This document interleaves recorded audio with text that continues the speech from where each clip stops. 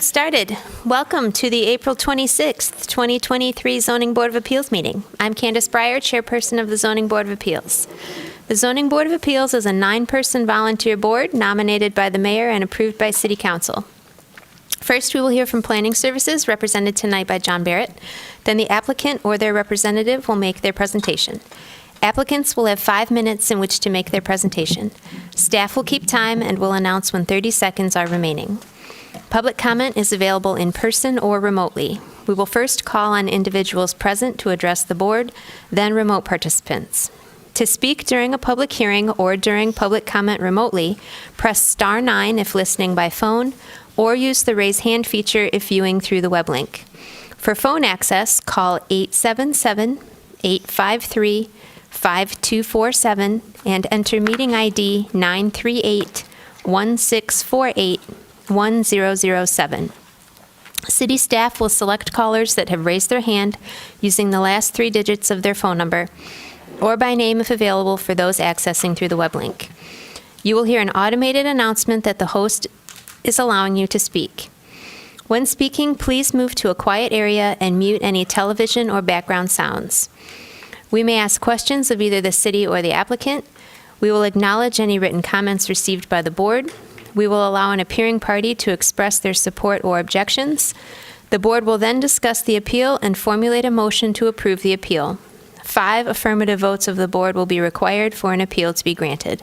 Finally, any qualified party who is aggrieved by a decision of the board can appeal that decision to the Washtenaw County Circuit Court on a timely basis. Roll call. I am here. Todd Grant. I am here. Dave DeVarty. DeVarty here. Chris Madigan. Julia Good. Here. Grace Whitney. Here. Mike Daniel. Here. Dharma Ackman. Here. Christina Glusak. Here. We have a quorum. Moving on to approval of the agenda, I will note quickly that petition number ZBA 23-0007 for 890 West Eisenhower. The petitioner has withdrawn that application, so because it was public noticed, we will take any public comment from anyone who wishes to speak on that petition, but there will be no presentation and we won't be voting on that because the petition's been withdrawn. Also, I will note for me personally, regarding petition ZBA 23-0009, 4080 Glacier Hills Drive, the representative for that project, Midwestern Consulting, is the company that I work for. So it's not a project that I'm familiar with or I've worked on. So I don't think I have a conflict of interest, but if the board deems otherwise, I'm happy to recuse myself when we get to that point. So just let me know. Otherwise, any other comments on the agenda, or do I have a motion to approve the agenda? Thank you, Dharma. Support from Mike. Thank you. All in favor?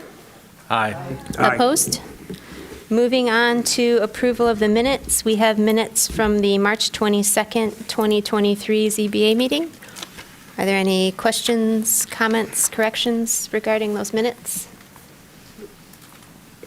If not, do I have a motion to approve those minutes from March? Thank you, Julia. Support? Support. Thank you. All in favor?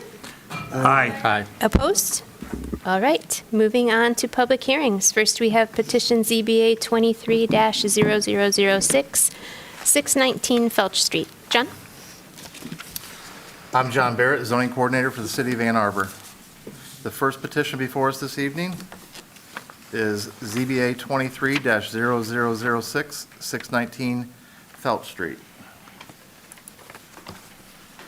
David Lewis, representing the property owners, is requesting a 173 square foot or 17.4% variance from section 5.16.6 subsection D to construct a new deck in the rear yard that will exceed the maximum allowable 35% rear setback coverage.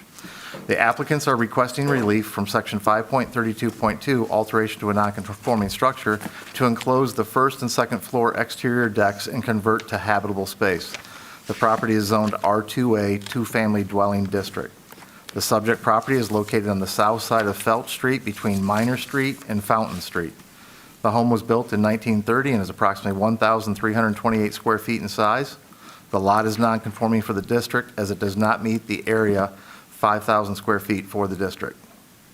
The existing first and second floor decks occupy 20 square feet or 10 square feet per floor into the required 20-foot rear yard setback.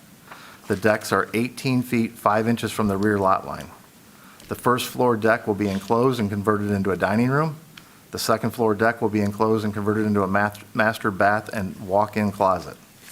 The new deck being proposed is approximately 255 square feet and will be 6 feet 6 inches from the rear lot line. The deck and the existing detached garage total 520 square feet of footprint area. The rear yard is 992 square feet in area. The deck and garage will occupy 52.4% of rear setback area when 35% is permitted. The deck will require the 17.4% variance or 173 square feet of area.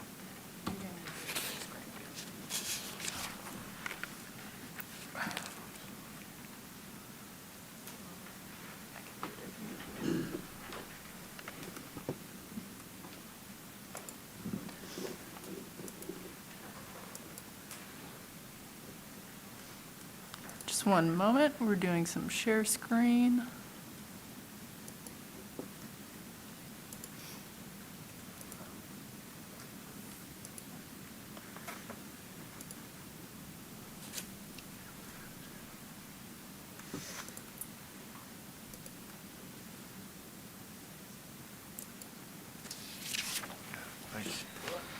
All right. The first slide is the zoning map, and you see the highlighted subject property in the yellow in the center of your screen. And I do not, there. This keyboard's acting up this evening. The second slide is the area map. You see the subject property and surrounding neighborhoods and existing conditions. The next slide is the zoomed-in aerial photo of the subject property. And you can see the relationship between the detached garage and the home. The next slide is the survey that was submitted with the application. And the next slide is a site plan that was submitted with the application, and you can see the relationship of the non-conforming residence that's protruding into that back rear setback line. And that's where this first and second floor deck are encroaching. And that's the alteration. And then we'll see the deck in a minute. And there's the deck. The hatched area is showing the 20 square feet, 10 square feet per floor. And then you see the new deck being proposed. And the combination of the deck and the existing detached garage exceed that allowable 35% footprint. The next slide is showing the enclosure of the habitable space on the first floor. And the next slide is showing the enclosed habitable space on the second floor, the bathroom. Next slide is a roof plan of the proposed alteration. And the exterior elevations being proposed, you see the front, nothing's being impacted on the front. And then the exterior, you see from, I'm not sure which direction that is. I think it's the west side. And then the rear exterior and the east exterior elevation. These are the photos that I took on the inspection of my site. You see the front facade of the existing residence. This is looking down the driveway at the existing detached garage. And this is the preparation work being done for some of the alteration. Looking up, this is where the first and second floor deck were located. Looking directly at the first and second floor area that's being altered. Second story of the proposed alteration. This is part of the project, looking on the one side that doesn't require a variance or an alteration. It meets the setbacks. And this is looking at the rear yard. You see the detached garage in the background, and this is where the proposed deck will be. And this is what the first and second floor structure of the deck looked like previously. Photos that were submitted by the applicant. And that's looking directly at the neighbor to the east and south. This is where the deck would be. And that's the end of my presentation, and I will take any questions that you have at this time. Thank you, John. Questions? Todd? John, in addition,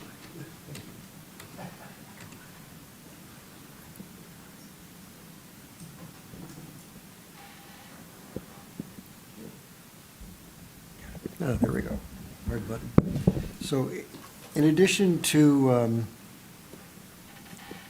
exceeding the rear setback coverage, will the new deck that's 6 feet 6 inches from the rear lot line also be too close to the rear lot line? No, the deck is an accessory structure and is allowed to go up to 3 feet from a side or rear lot line. Got you. Right. Thank you.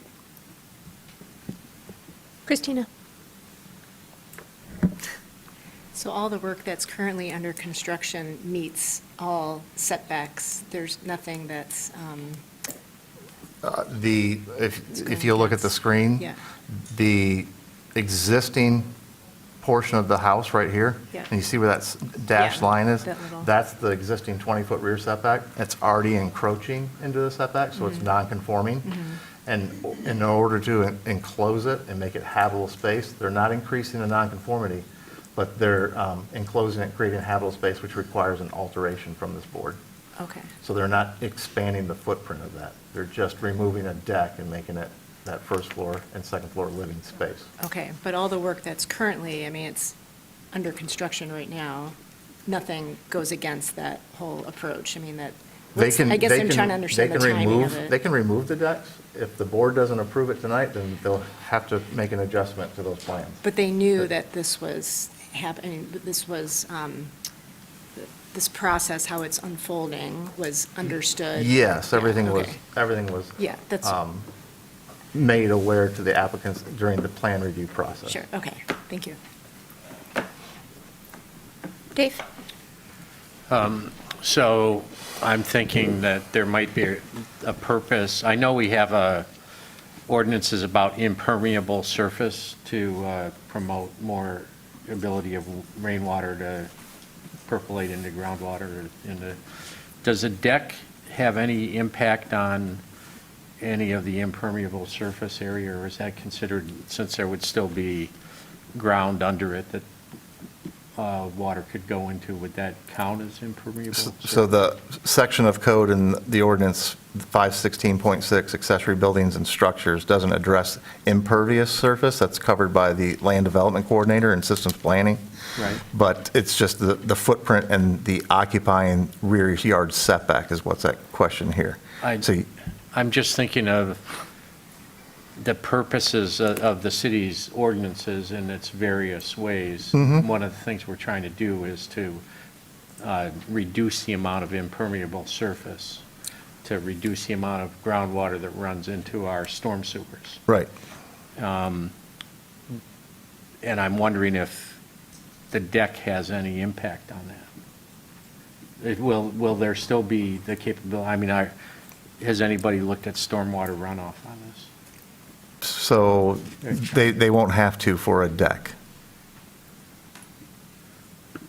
Okay, that doesn't totally answer my question. but Well, that would be so my- it's also about not only impervious surface, it's also about structures in the rear setback and total amount of structure coverage in the rear yard and activity and use.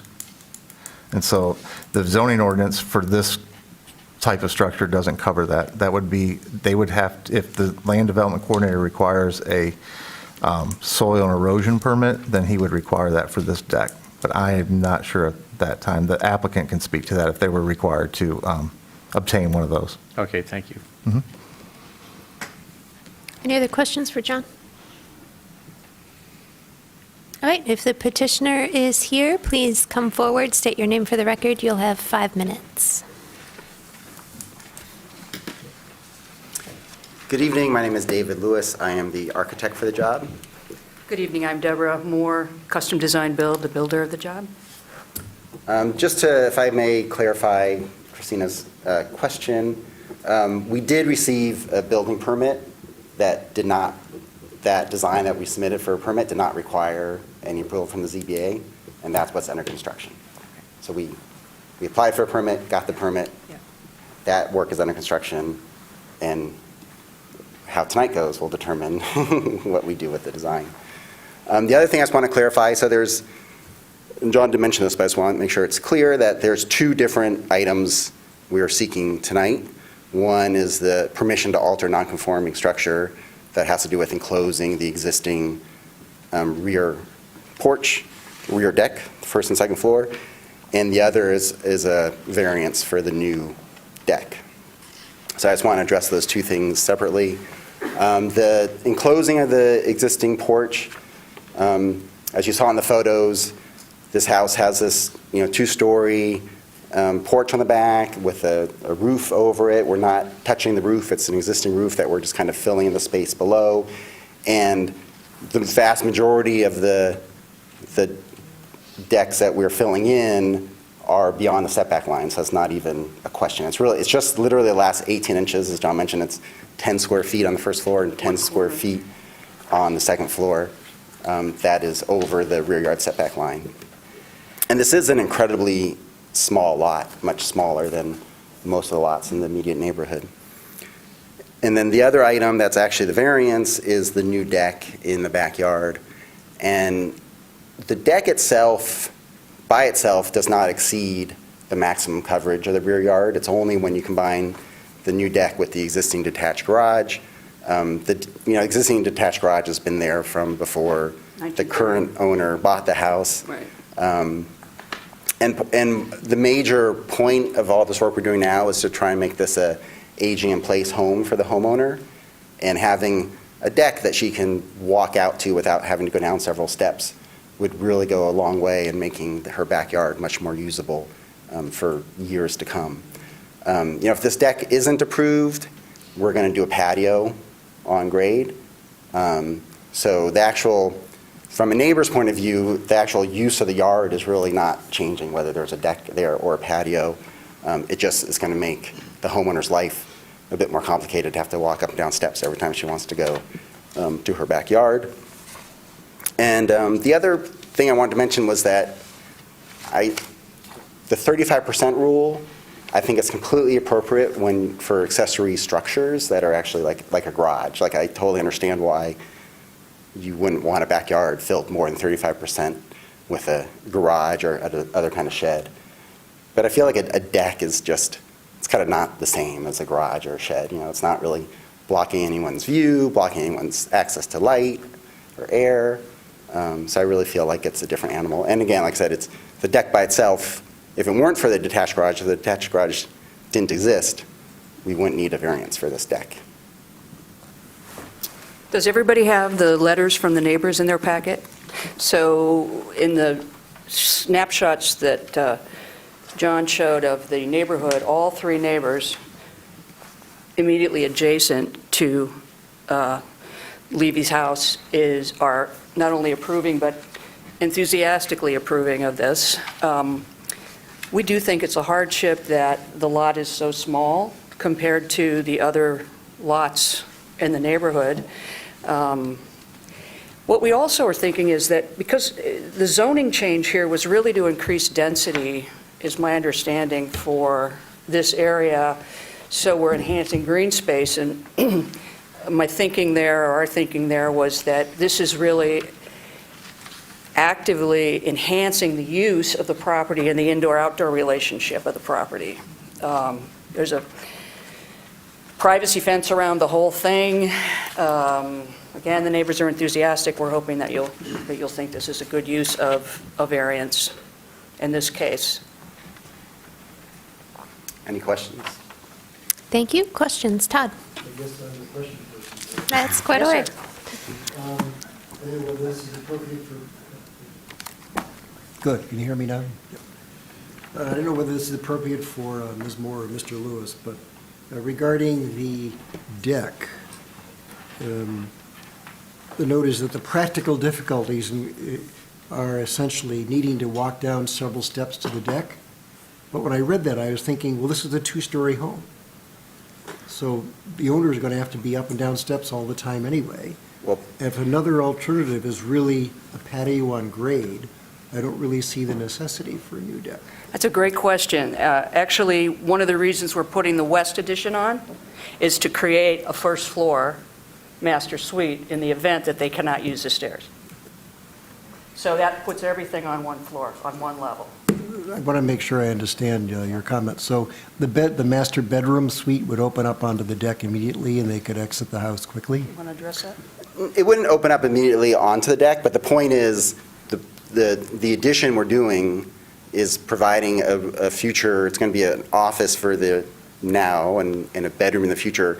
Right now, this house doesn't have any shower or bathtub on the first floor, so part of the work we're doing is adding a shower, making the bathroom bigger. So the idea is the homeowner could live on just the first floor if she needs to. Non-alterations to non-conforming uses are pretty easy, and I don't have a problem with that at all. I do have one more question regarding the deck.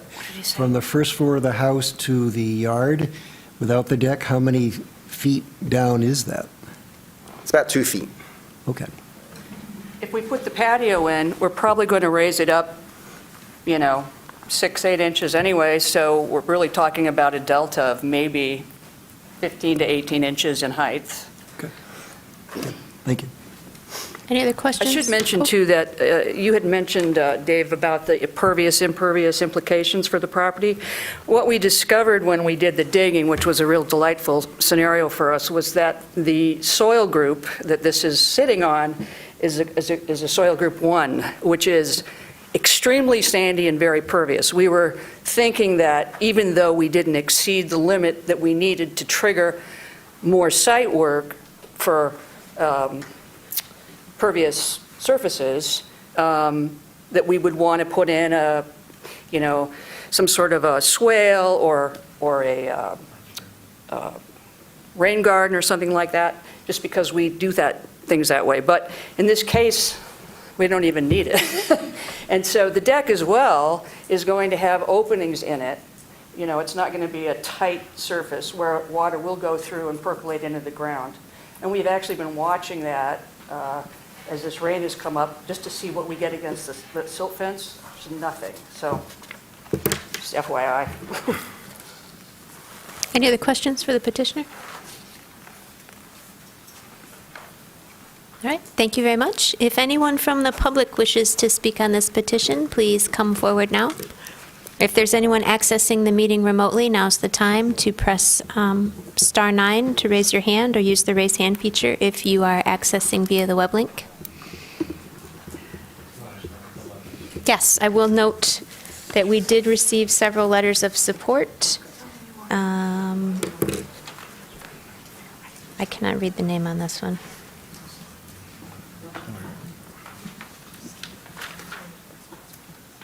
It's from the owner at 615 Felch. Sorry, I can't read the name on there. Ladies and gentlemen, could I just, the homeowners are here, and they have a couple questions for you, if that's all right. If you have questions for us. Oh, if you have questions for them. Oh, We're here to answer them. okay, thank you. One of the things that's happening, I should mention, is that these two are combining families. They're actually engaged, and will be getting married in October, so they're bringing 2 families to this area as well, this house. So part of this expansion is driven by that as well. Thank you. So letters of support from Christy and John U. Bacon, from Scott Gorland and Jennifer Gorland, and from Daniel Rosenbaum and Taryn Surtees. And, there's one more here, from Barb Watula and Steph Kopka. I'm hearing there's no one in the, wants to speak from the public. All right, with that said, the public hearing's closed and we're in discussion.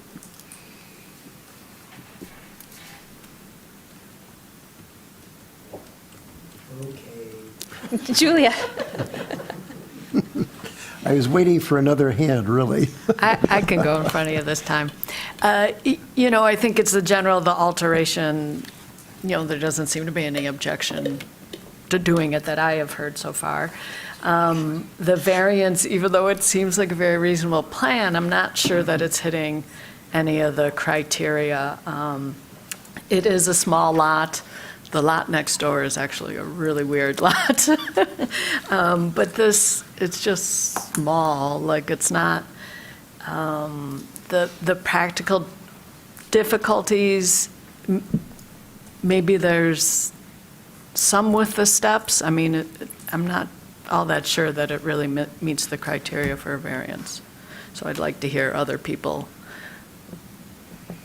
John, I have a question real quick related to that. So the deck factors into the percent coverage in the rear. Would a patio not? No. A deck is considered an accessory structure. It's attached to the home, and patios are, brick pavers, patios and driveways are all poured at grade, and they're not considered structures.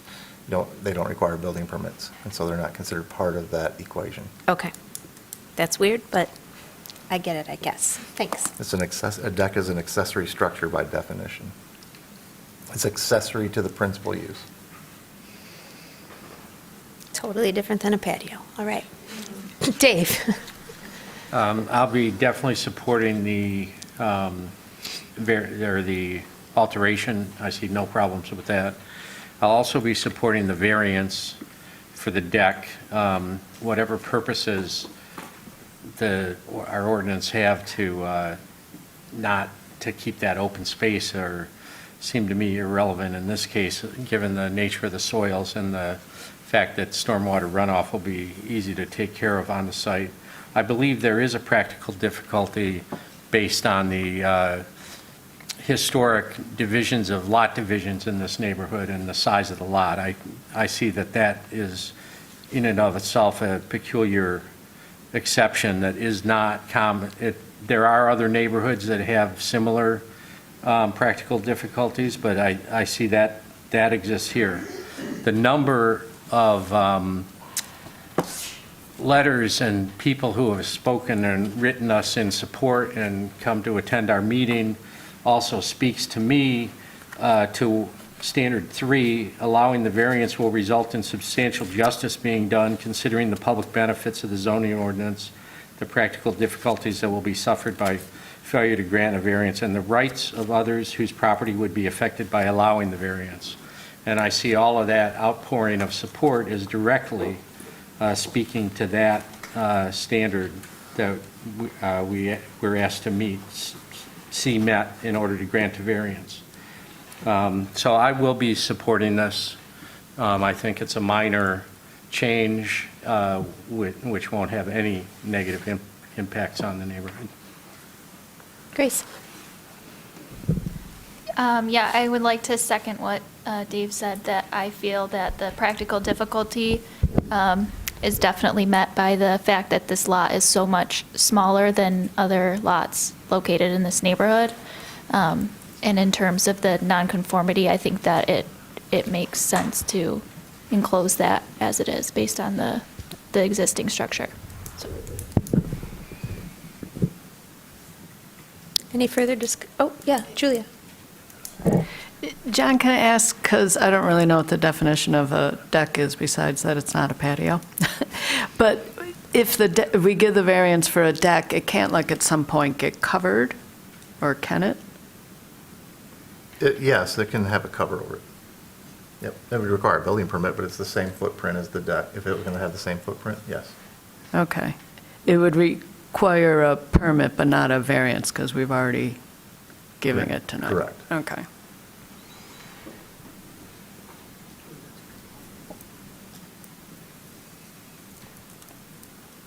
Any other discussion? We ready for a motion? Sure. I've been given some motion sheets by our very good staff here. And I'll start with a motion on the alteration. ZBA 230006, 619 Felt Street, alteration to a non-conforming structure. The Zoning Board of Appeals hereby grants relief from Section 5.32.2 alteration to a non-conforming structure, to allow the enclosure of the first and second floor exterior decks and conversion to habitable space. The existing decks do not comply with the rear yard setback requirement. The newly enclosed living space will not encroach further into the rear yard setback. The enclosure is to be built per the submitted plans. Thank you, Dave. I have a motion. Do I have support? Thank you, Todd. Mike? Yes. Dave? DeVarty, yes. Christina? Yes. Julia? Yes. Todd?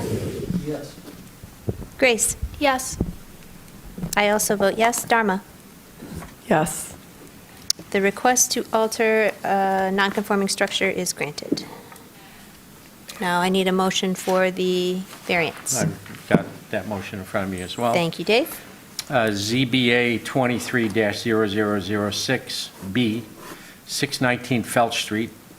In accordance with the established standards for approval, the Zoning Board of Appeals hereby grants a 17.4% or 173 square foot variance from Section 5.16.6 subsection D to allow a new deck to exceed the maximum allowable 35% rear setback coverage. The deck is to be built according to the submitted plans. Motion to have support. Thank you, Todd. Christina? Yes. Julia? Yes. Todd? No. Grace? Yes.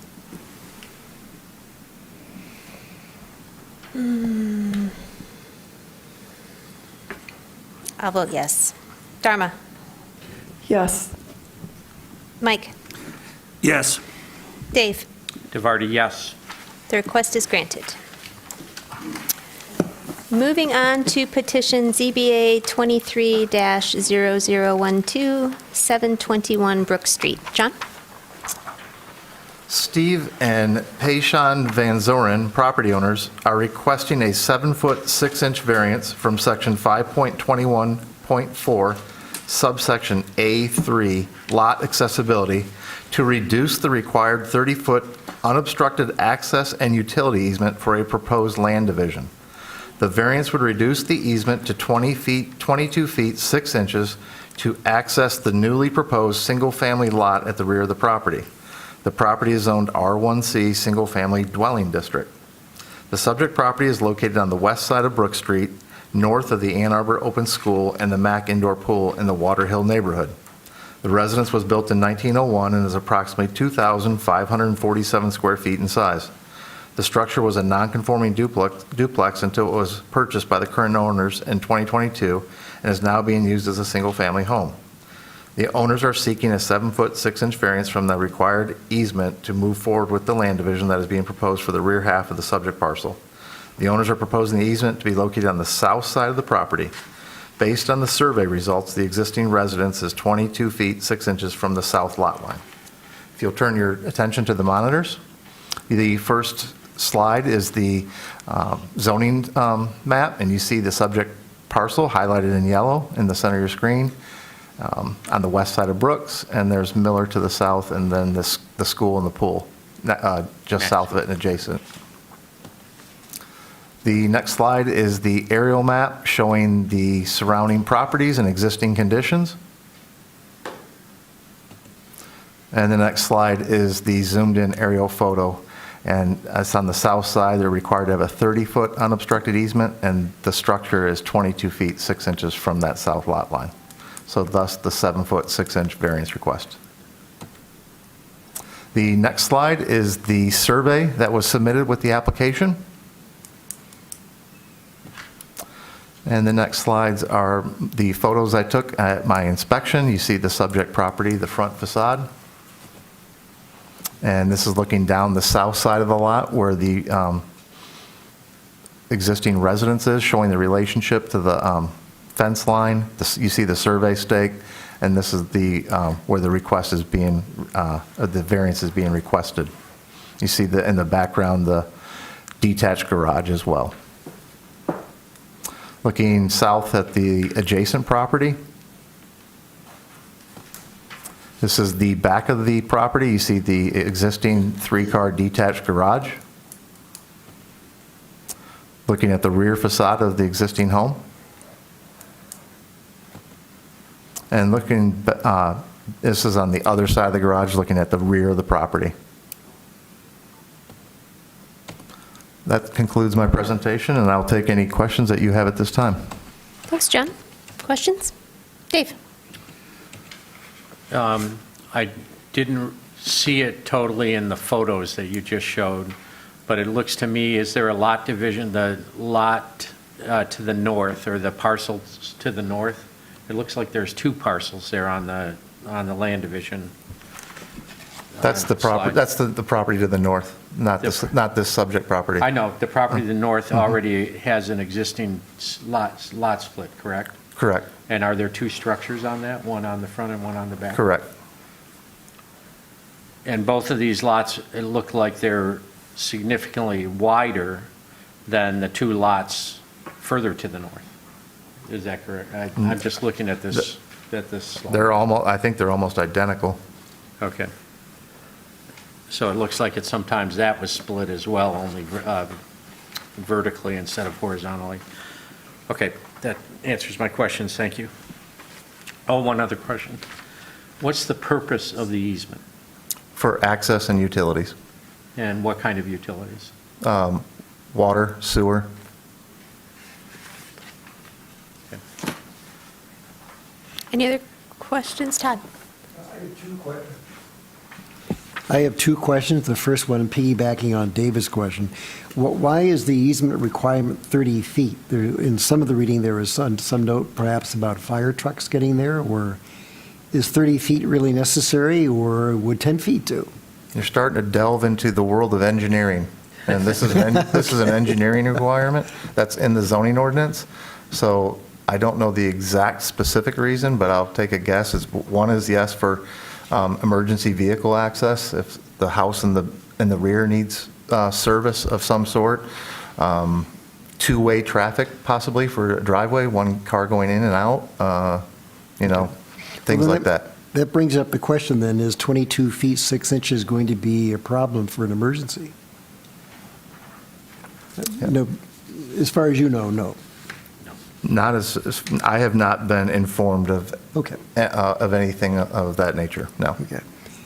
And the other one is, maybe just because I didn't read it closely enough, when the property is divided, will either of the lots violate any setback requirements from the lot lines in addition to the easement?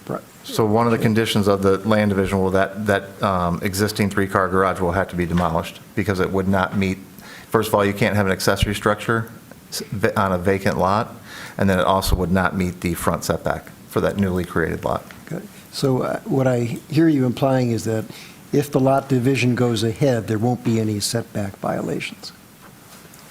That's correct. Okay. Any new structure will have to comply with the R1C district setbacks and build a structure within that envelope. Okay, good. Thank you. That's helpful. Dave? One more question. So I could see a purpose for a lot division to have a new habitable residential structure on the second lot. Does our current accessory dwelling unit ordinances allow that to happen if this were 1 parcel? Could they tear down the garage and put a separate building back there Without the land division? without the land division? Yes. And would they need an easement for that? No. Okay. They'd have to provide some type of access, though, for that property, probably, for if those people were to have a car. Well, Some type of it's- driveway or something, but they wouldn't, Okay. no, and then the ADU would, the ADU's utilities could connect into the existing residence. Gotcha. Thank you. Any other questions for John? All right, if the petitioner is here, please come forward. Please state your name for the record. You'll have 5 minutes. Sure. My name is Steve Van Zorn. First of all, I'd like to thank you for this opportunity to address you. Yeah, John has described the project very well. The ultimate goal here is to be able to build another structure on the back half, the west end of the lot. The idea is that we would build a structure back there which would be more congenial for aging in place, as they say, without stairs and with a number of amenities, because our long-term goal is to stay here in Ann Arbor and to age in place in that residence. I guess I'll be glad to answer any questions you might have. John did point out, or someone pointed out, and I think it's worth reiterating, that the properties immediately to the north of ours were formed from a lot which was more or less identical to ours, both in terms of its east-west dimensions and also its north-south dimensions. And the developer divided the property, and a structure was built, a new structure was built on the back part, the west part of the property. And so really what we're proposing to do is essentially what has already been done on our neighbor immediately to the north. The only other thing I think I should mention is that one might think that we could have an easement that would serve the same function to the north of our property, but in fact that would not be possible because the house is really very close to that north property line, and there's no way in the world that an easement of 30 feet could be found there unless you could physically pick the house up and move it. So I guess that's it. I'd be glad to answer any questions you might have. Thank you. Questions for the petitioner? Yes, Grace.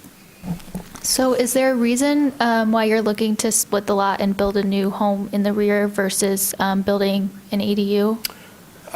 Yeah, I think the reason is that building a home in the rear gives us more options than an ADU, as I understand it. Perhaps I'm not really up on this, but I think that an ADU is limited to 800 square feet. And we would like to have a slightly bigger space, not a lot bigger, but a little bit bigger than that. Any other questions for the petitioner? All right, thank you very much. Okay, thank you. If anyone from the public wishes to speak on this petition, please come forward now.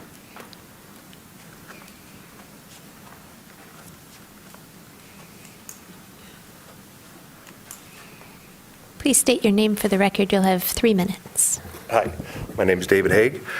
I own the property directly to the north, 729 Brooks. I split those two lots. And my concern about the split for 721 is that there's no information on what's going to be built there. When I split 727 and 729, I submitted building plans and, more importantly, talked extensively with the fire department and the engineering department about how to get both utilities, and it's actually water, sewer, electric, and gas back there. And I thought when I did it that 20 feet would be plenty. By the time all the utilities came through, they took up almost all that 30 feet with a driveway that's wider than it needs to be, wider than 10 feet. So it's got really good access to the back lot. So safety is one of my concerns. But not knowing what's going to be built there, there's drainage issues, the size of the unit. I kind of like the idea of a smaller unit than larger. The house that's built in the back lot takes up most of the width of the lot. If somebody built another house that took up the entire width of the lot, it would negatively affect the house in the back, which isn't mine, but That's something that I'm concerned about. 721 was a problem with before this owner with illegal rentals, and there was, that owner had problems, but these guys aren't renting it, which is fine. But I'm worried about the property negatively affecting my property. I think it's reasonable to ask for it, but without any information about what's really going to be there, it's kind of like a blank check. And I would like to know more about what's going to be there. I don't think I have. I mean, I sent you a letter that has all the different parts of the code that it doesn't mean. You know, that's all just code stuff. But really, I can't support it because I don't know what's going to be there. Do you have any questions Thank you. for me? No, I think we're all set. Thank you. As noted, we did receive your letter as well, so. Okay, thank you. Anyone else who wishes to speak on this petition? If there's anyone accessing the meeting remotely or who's called in, please press *9 or use the raise hand function to raise your hand. I'm being told there's none. All right. Thank you, John. With that, the public hearing is closed and we are in discussion. Oh, Todd. Green light is on. So following up to Mr. Haig, I would ask John, if we grant the variance, obviously they need to meet all the setback requirements. But it goes back to my original question, what Mr. Haig was saying when he got done and all the utilities had to get in there, they had to use the entire 30 feet. So what would happen if we give them the variance and, you know, the gas people are happy and the sewer people are happy, but suddenly the water people come in and say, damn, we don't have any room? So what happens? I mean, that's an issue. Well, the water and I think sewer are public utilities provided by the city of Ann Arbor, so that's going to be required, and those will be Right. installed. I can't speak on private utilities, which is electric and gas, and we don't even know if they're going to have natural gas. Well, they'll have one or the other, otherwise they're going to be Well- burning a lot of wood. But, you know, those two private utilities are not required. So the two utilities that are required are water and sewer. Yeah, yeah. Yeah, you know, I'm just maybe hung up too much on whether shrinking the easement is a good idea or not. Maybe I'd like to hear some of my fellow board members if my concern is misplaced. What do you folks think? Darma. Yeah, I guess I'm curious with respect to Mr. Haig's letter. He says that he was able to build the two structures that are on the property immediately north without any variances whatsoever. I was wondering if you could speak to that. Is that true, or? Well, that land division was done, you know, by right. So, Because of the, oh, okay. And this one could be done by right also if it didn't need the variance for the access easement. that's correct. Got it, thank you.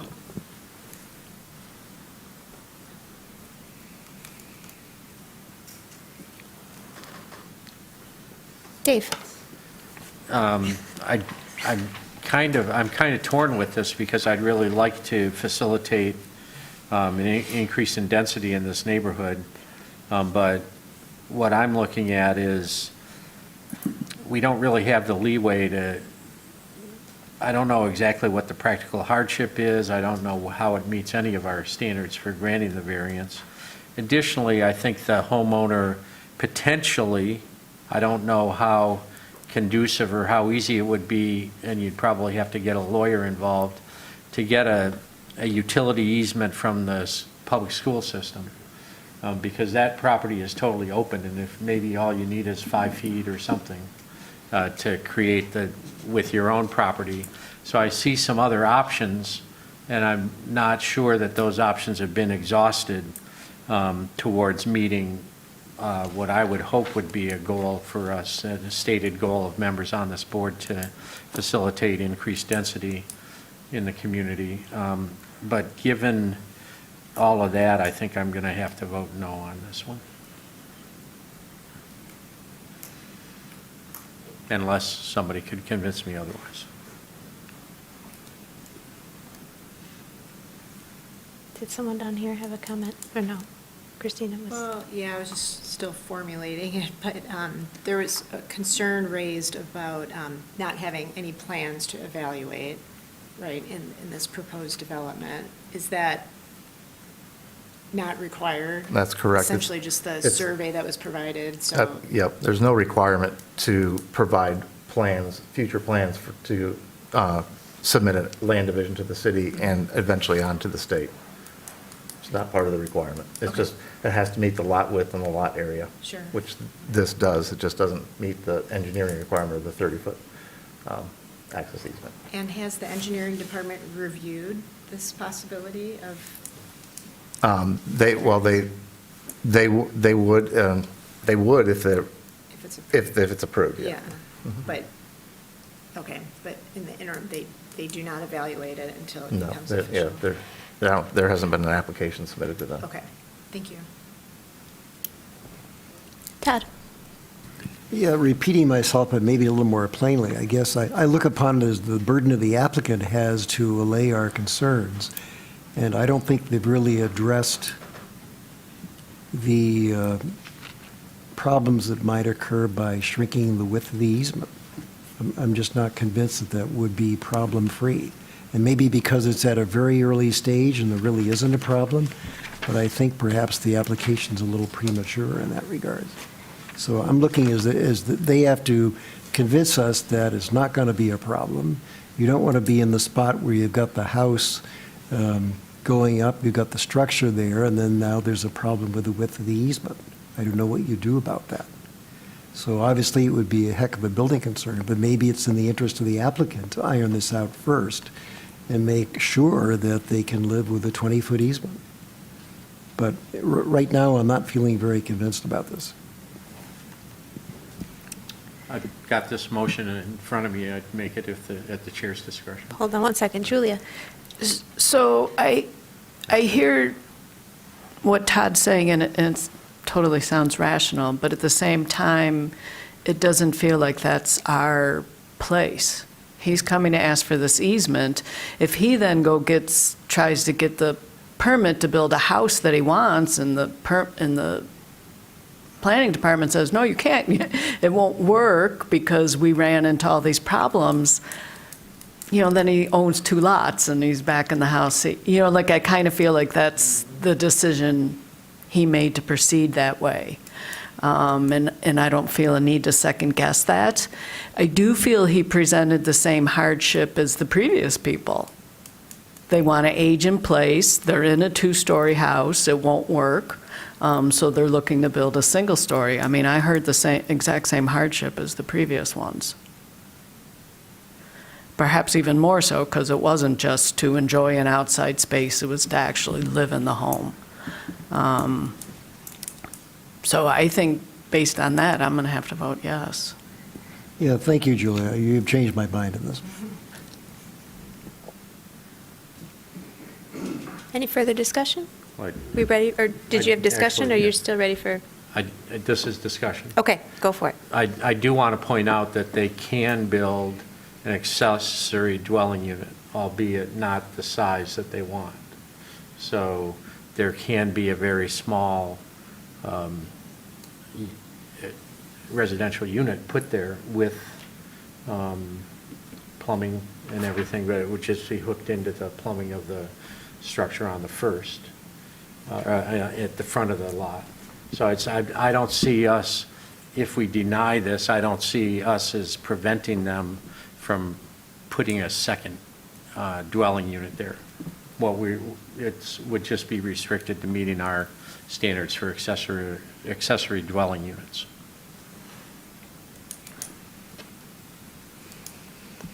I will say briefly, I do have some hesitation about the width. I feel like 30 feet is the standard for a reason, and I'm not sure, yeah, you could probably get adequate access in the 22-ish feet that are there, but I'm not sure about utilities and the separation that's needed between water and sewer and electric and gas if everything was to run through there. I just don't know that I'm comfortable allowing it with a less easement width if that's going to cause a problem later. And I'm not, I guess, satisfied that it won't. So I'm inclined to vote no on this one, just because I still have some questions that I don't think we're going to have answers to today. If there's any other discussion? If not, I think we're ready for a motion. Okay, ZBA 23-0010, 721 Brook Street.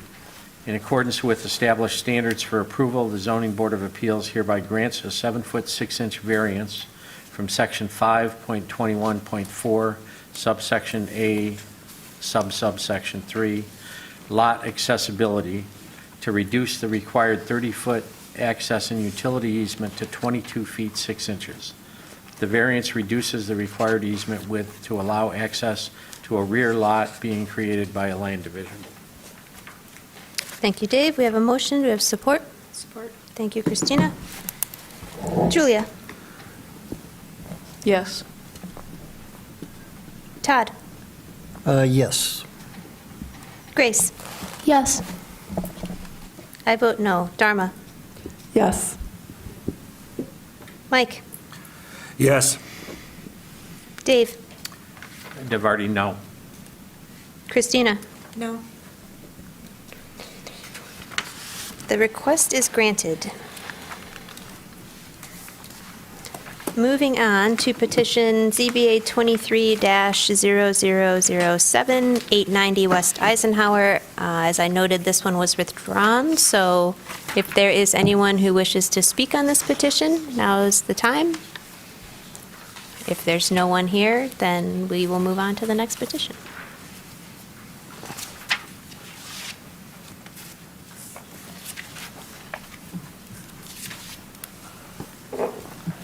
I've seen that there's no one online to speak. All right, with that, the public hearing's closed, and we are moving on to petition ZBA 23-0011, 1835 Cambridge Road. John? Thank you, Candace. David Lewis, representing the property owner, is requesting a 9-foot variance from Table 5.17-2, two-family dwelling district dimensions, to construct a new attached garage to the existing non-conforming residence. The proposed garage will be approximately 588 square feet in size, with the attachment including an eating area and mudroom. The property is zoned R2A, two-family dwelling district, and requires a 20-foot rear yard setback. The subject property is located near the intersection of Cambridge Road and Day Street, east of Washington Avenue. The residence was built in 1910 and is approximately 3,156 square feet in size. The residence has an existing one-car detached garage in the rear yard that is approximately 2 feet 2 inches from the rear lot line. The owners will demolish the existing non-conforming structure and construct the new attached 2-car garage. The home is non-conforming also, as it is 16 feet 4 inches from the rear lot line and does not meet the 20-foot required rear yard setback. If you'll turn your attention to the monitors, the first slide is the zoning map. You see the highlighted parcel at the center of your screen, and it's just east of Washington Avenue. The next slide is the aerial map showing surrounding properties and existing conditions. And the next slide shows the zoomed-in aerial photo, and you see the position of the house in the very back of this lot, and the detached garage is directly behind that car. It's a little difficult with the vegetation to see that. You see it now on the survey that was submitted with the application. The next slide shows an existing site plan, and you see the positioning of the existing residence and the detached garage in relationship to one another. And the next slide is just a little zoomed in aerial of that site plan, existing condition. And the next slide shows the proposed new attached garage, and you see the attachment to the rear of the existing residence with the the garage and the small eating area and a mudroom opening into the garage, and then it's 11 feet to that rear lot line, thus the 9-foot variance request. These are existing elevation at the top and the proposed elevation at the bottom. The existing east elevation at the top and the proposed east elevation at the bottom of your screen. The north elevation that shows the existing, and the bottom of the screen, the proposed north elevation, and shows a good attachment photo there. These are the pictures I took at my inspection of the property. You see the house is in its current state. Next slide shows the existing detached garage. And this is a little bit more of the rear of the property. And this is the rear elevation of the existing home.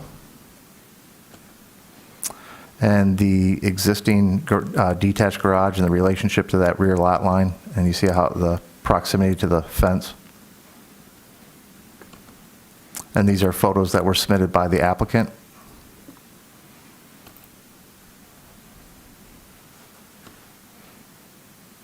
It's a view of the existing house and garage. View of the back northeast corner of the existing garage built into the hillside. And the black fence is in the background. That's the property line. That's the end of my presentation, and I will take any questions that you have at this time. Thank you, John. You may have mentioned this and I just missed it.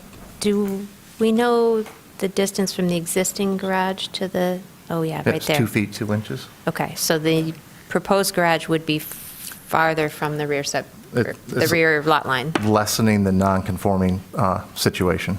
Okay, thank you. Any other questions for John? Well, somewhat. The detached garage can be 3 feet, so. Sure. Yeah. But it's going to be farther away from that lot line. Pardon me? By how much? The proposed attached garage is going to be 11 feet from the lot line. So they need 20 feet is required, so they're requesting a 9-foot variance. John, can you go to that floor plan? I'm sorry, I don't have a printout of that. Thanks, thank you.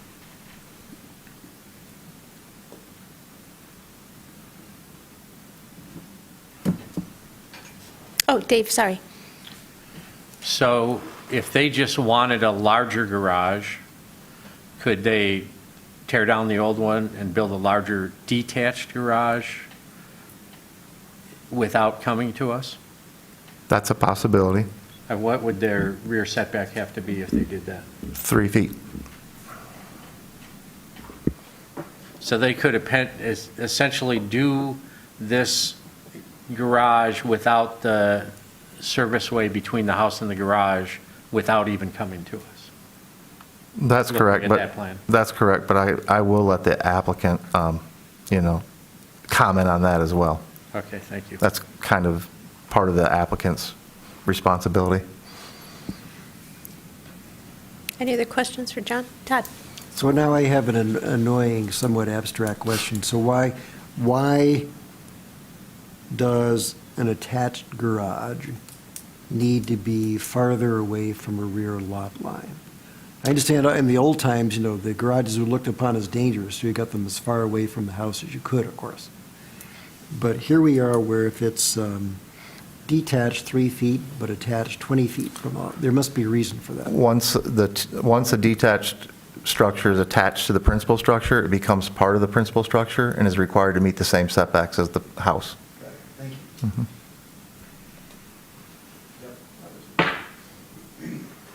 Any other questions for John? All right, if the petitioner is here, please come forward, state your name for the record. You'll have 5 minutes. Good evening. Again, David Lewis. I'm the architect for the project. Thank you, John. I think you covered a lot of the points. The one thing John mentioned briefly and kind of the one of the main problems we encountered with the design of this garage is that the existing house is extremely far back in the lot. I mean, it's a very deep lot, and I've seen this in other homes in Arbor Hills. I don't know why, but a lot of these houses were built like really, really far towards the back of the lot. And as you can see, the kitchen, it makes sense for to have an attached garage with a mudroom that flows into the kitchen. And there's windows in the kitchen, and as you saw the photos, very nice house. And obliterating the main window that provides light into the kitchen by a new garage was just didn't seem appropriate. Reconfiguring the driveway was also another issue with conforming to the setback lines. As Dave alluded to, we could build this garage without any ZBA approval if it was detached. And I don't know, John may be able to elaborate on this.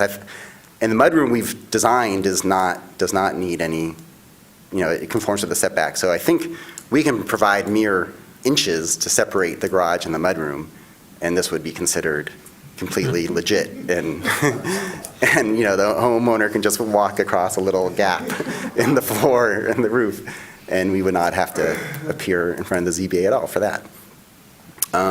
The homeowners have lived in this house for a long time. They really love it. The wife has osteoporosis, and she has in the past, fallen on ice and broken bone.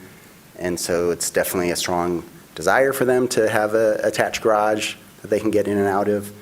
And also having, space for 2 cars. Right now, their existing garage is only 1 car.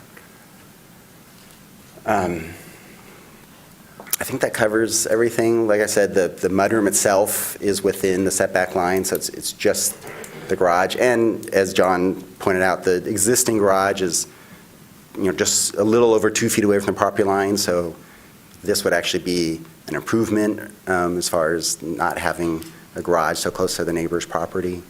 The other thing also I want to mention is that this property has a slope, which you saw in the photos, and so the exposure of the neighbor, who, by the way, as far as I understand, supports this proposal, but the view of the garage from the neighbor's property is minimized because the garage is buried several feet below grade by the time it gets to the back of the garage.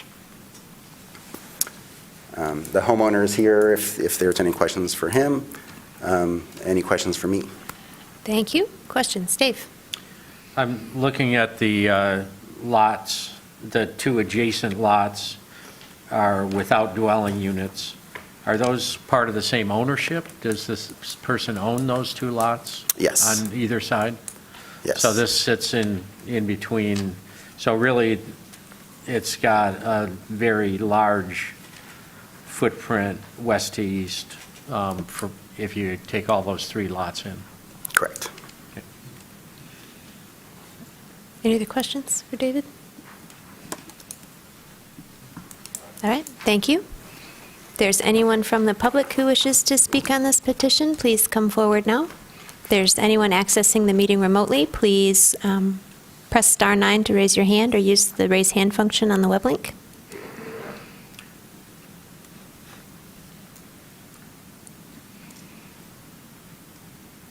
I'm hearing there's no one online to have any comments. All right, thank you. With that said, the public hearing's closed and we're in discussion. Mike? I'm going to support this. It's moving the garage away from the property line. The point made about the couple inches of space was a strong one. I mean, the risk is, right, if we grant this doesn't have to remain a garage. Once it's part of the structure, the next owner could tear the whole thing down and build the whole house that far out.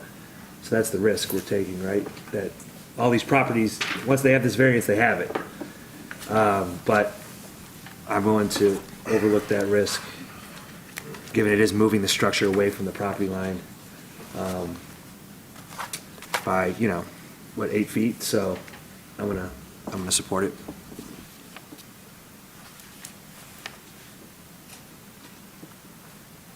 Any other discussion?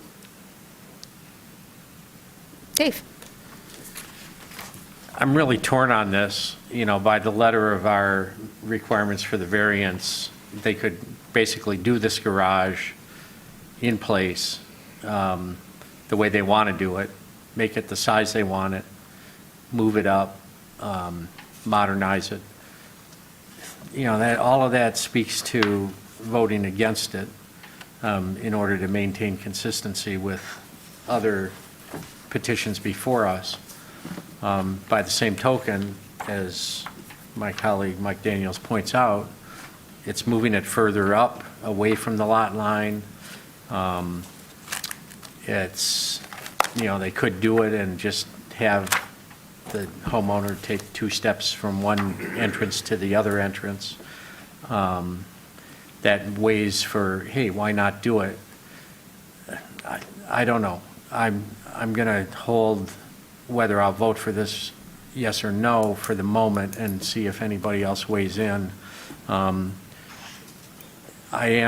know in the past I've voted against things because once we grant the variance, it's out of our control what happens, so we are giving the capability of building closer to that lot line, something that'll later be converted to interior dwelling use. So I'm torn by all of those things, and I'm not sure I'd appreciate any input from other members of the board.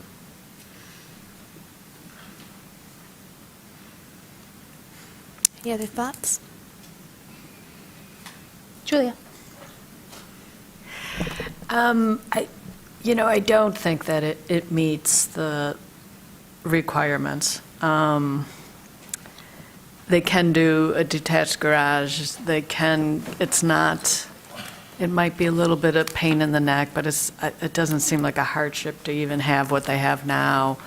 I'm not a big fan of encouraging more garages. I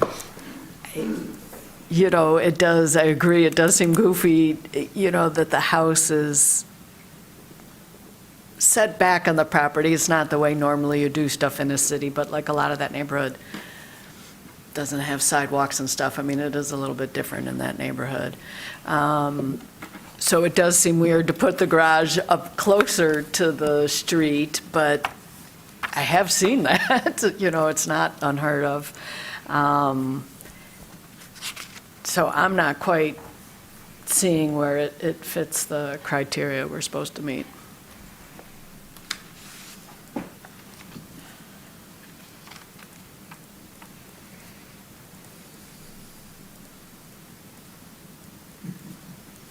Any other discussion? We ready for a motion? I could make a motion. All right, thank you, Dave. ZBA 23-0011, 1835 Cambridge Road. In accordance with the established standards for approval, the Zoning Board of Appeals hereby grants a 9-foot variance from Table 5.17-2, two-family dwelling district dimensions to construct a new attached garage to the existing non-conforming residence. The R2A district requires a 20-foot rear yard setback, and the proposed garage will be 11 feet from the lot line. The attached garage is to be built per the submitted plans. I have a motion, do I have support? Thank you, Mike.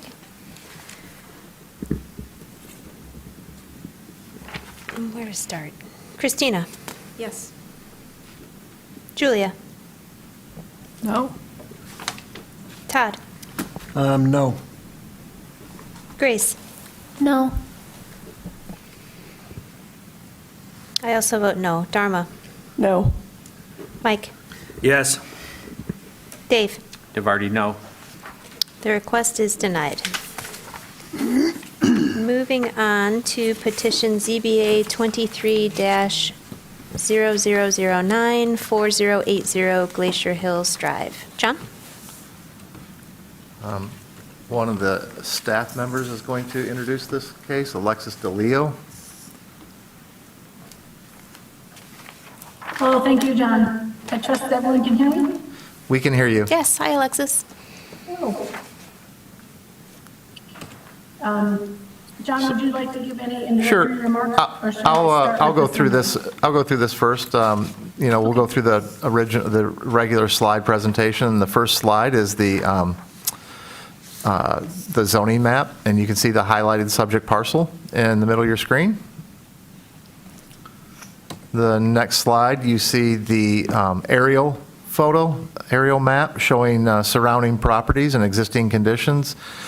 It's just west of US 23, and it's on the east side of, what is this, Glacier Road? Yes, Earhart, excuse me. And then the next slide is just a little bit more zoomed in, and you see the subject property and the project. And from there, I'll let Alexis take over, but this is the survey that was submitted with the application as well. John, I think you can leave it there for a moment, and then in a minute, I'll point out next slide. This is a request for a variance from section 5.25.2, applicability of the outdoor lighting section. It is associated with a site plan for planning manager approval to construct 4 garages on this 32-acre site that's zoned R4B. It is the Glacier Hills Senior Living Community. The variance request applying the current outdoor lighting standards only to newly proposed buildings and lighting, and allowing existing lighting to remain as non-conforming. Per section 525.2, all lighting on the site must comply with the outdoor lighting standards, and there are no provisions in either the outdoor lighting section or the non-conformity section to address non-conforming lighting or older lighting. The Glacier Hills Senior Living Community and site, as John mentioned, is on the east side of Earhart Road, south of 23. It was originally approved in 1972 and has been expanded since to cover a lot of ground, a lot of buildings, has many dwelling units and facilities and nursing care beds. It was a planned project site plan, which is now non-conforming because those provisions have been repealed. The planned project allowed an increase in building height over the maximum permitted and a decrease in setbacks, specifically parking setbacks. Then non-conforming planned projects may continue and are specifically called out in the code and may continue and expand as provided in Article 6 nonconformities, provided that the conditions of approval for which they're based on are maintained. Recently, Glacier Hills applied for that site plan for planning manager approval to construct 4 multi-bay garage buildings. John, can you, or zoning administrator Barrett, can you go to the next slide? Those buildings are highlighted in bright white, or those buildings are the bright white, pretty close to 23, and 23 is obviously cutting across the bottom right of the image there. And those buildings are 4 buildings. They'll house about 28 vehicles. The site plan approval included a landscape modification to allow landscape elements to remain without alteration. That is a thing in the code, but there are no such provisions for lighting. The outdoor lighting section in code was recently amended in 2021 with new standards. And it reads, all lighting that causes exterior illumination after sunset and before sunrise shall be subject to the requirements of this section. There are limited exceptions, but they don't address, they address more like temporary lighting. They don't address existing lighting. So therefore, we've had to apply the standards to the entire site. The applicant is requesting the variance from section 525.2 to apply the standards only to the lighting associated with those garages and to allow any existing lighting that's on the site, of which there's a lot, to remain. They did have the site evaluated by a lighting professional. The evaluation was not a full photometric plan or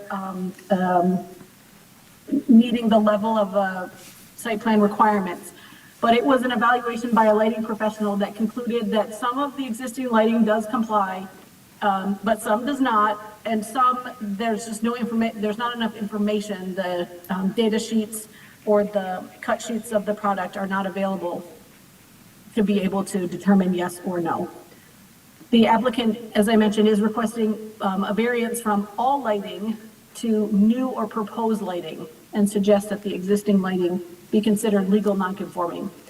The staff report goes through the standards of approval, providing the criteria the board must apply or should apply, and applicant statements to each one. I am available for any questions as well as Mr. Barrett. Oh, sorry, there's more pictures. This would be considered the main entrance of the Glacier Hills site. That particular entrance is located on the east side of the site, sort of midway along its frontage on Earhart.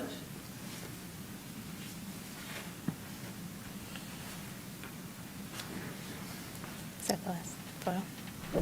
All right. Thanks, Alexis. Real quick, before we go, I forgot to ask about recusing myself for this petition. So it's up to the board to decide if I should, They feel there's any if conflict of you interest? feel there's a conflict of interest. I'm comfortable that you have less of a conflict of interest than Supreme Court Justice Clarence Thomas on many of the things he sits on. I'm comfortable, and I think we would be benefited by your expertise and knowledge. I agree with Dave. And All right. okay, everything he said. That's fine. All right, thank you. With that said, questions for John or Alexis? Todd?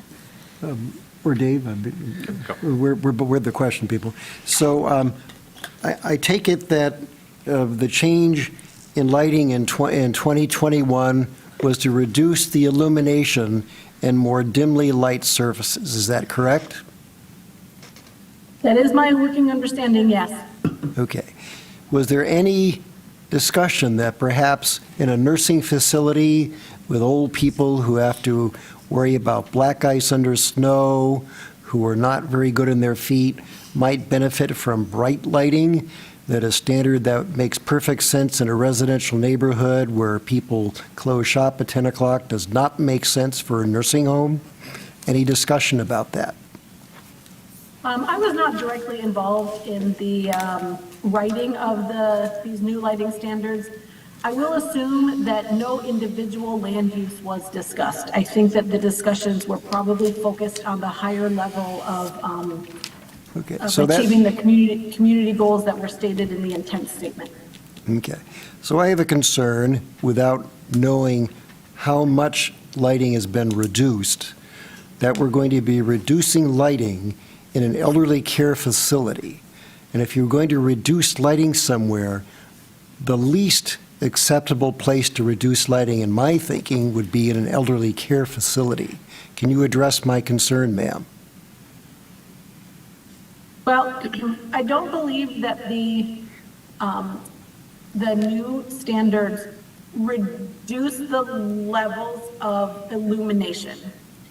I think they are focused on making sure there is no glare extending off the property and making sure there's no glare or light, I'm blanking on the correct term, but the upward directed light pollution. Light trespass? Dark skies, Yes. like thank you. dark sky, it's the terminology, dark sky compliant lighting. Right. All right. So I honestly don't know, and I don't think the intention was to make things dimmer. I think the intention is to make things more focused, more downward directed, more shielded, and perhaps at a better color temperature to actually provide the contrast needed. Okay. Last question, I guess, since I have you. What's the financial impact of the denial of the variance? I will have to defer that to any of the representatives of Glacier Hills or their agent. Okay. Thank you, ma'am. Dave, did you have other questions for John or Alexis? Yeah, I had one question. I remember us changing lighting standards, and I know that it was to be more dark sky compliant and to try to reduce upward lighting while maintaining adequate light where it's needed on the surfaces for surface use. and also to use timing devices to make, like at the dead of night, to reduce the amount of lights available. I'm wondering, do these standards, I don't remember if we also, to meet sustainability goals, if we put any sort of requirements to have low energy usage LEDs as part of lighting installations. John, do you know if we did that as part of the planning when we did the lighting regulations? So I'm not sure it specifically states it has to be LED. If I'm wrong, Alexis, just interrupt me, but it has to do with light pointing down, Okay, shielded, so it's just our no light trespass onto adjacent properties or public right-of-ways, and it has to do with light in their heat, and there's heat and color, but I don't think it specifically includes or excludes LED lighting. Okay, thank you.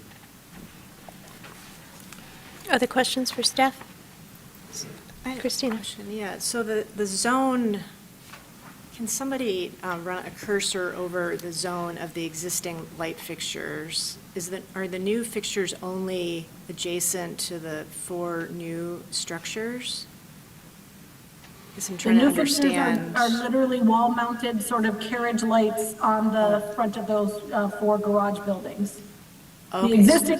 existing lighting is spread all throughout the building. There's building lighting, there's pedestrian scale lighting, there's lighted bollards, there's parking lot lighting, doorway lighting, accent lighting, you name it. It's a 32-acre site that has lighting all over it. I understand that, but I was just trying to gauge because there's been many different projects implemented on this site through various decades. So I was just trying to understand when all of that was, coming into play. So the fixtures in question now are only carriage-like fixtures? They're not the pole type, is that right? Correct, the new buildings come with sort of carriage lights on them. Oh, sorry. And those will comply, or those do comply with the current lighting standards. It's all of the rest of the site I see. that may or may not comply. I see, okay. And these structures, maybe I missed it earlier, what is the principal use? For whom are these structures for? Is it staff, or is it the independent residents in this area? It's independent residents.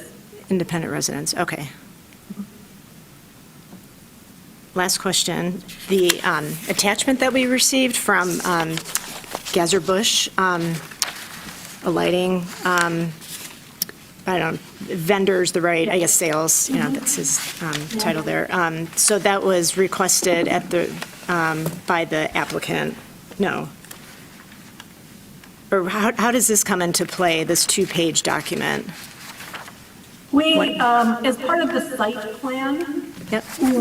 a comment in one of the review cycles was, all lighting needs to comply with the current standards.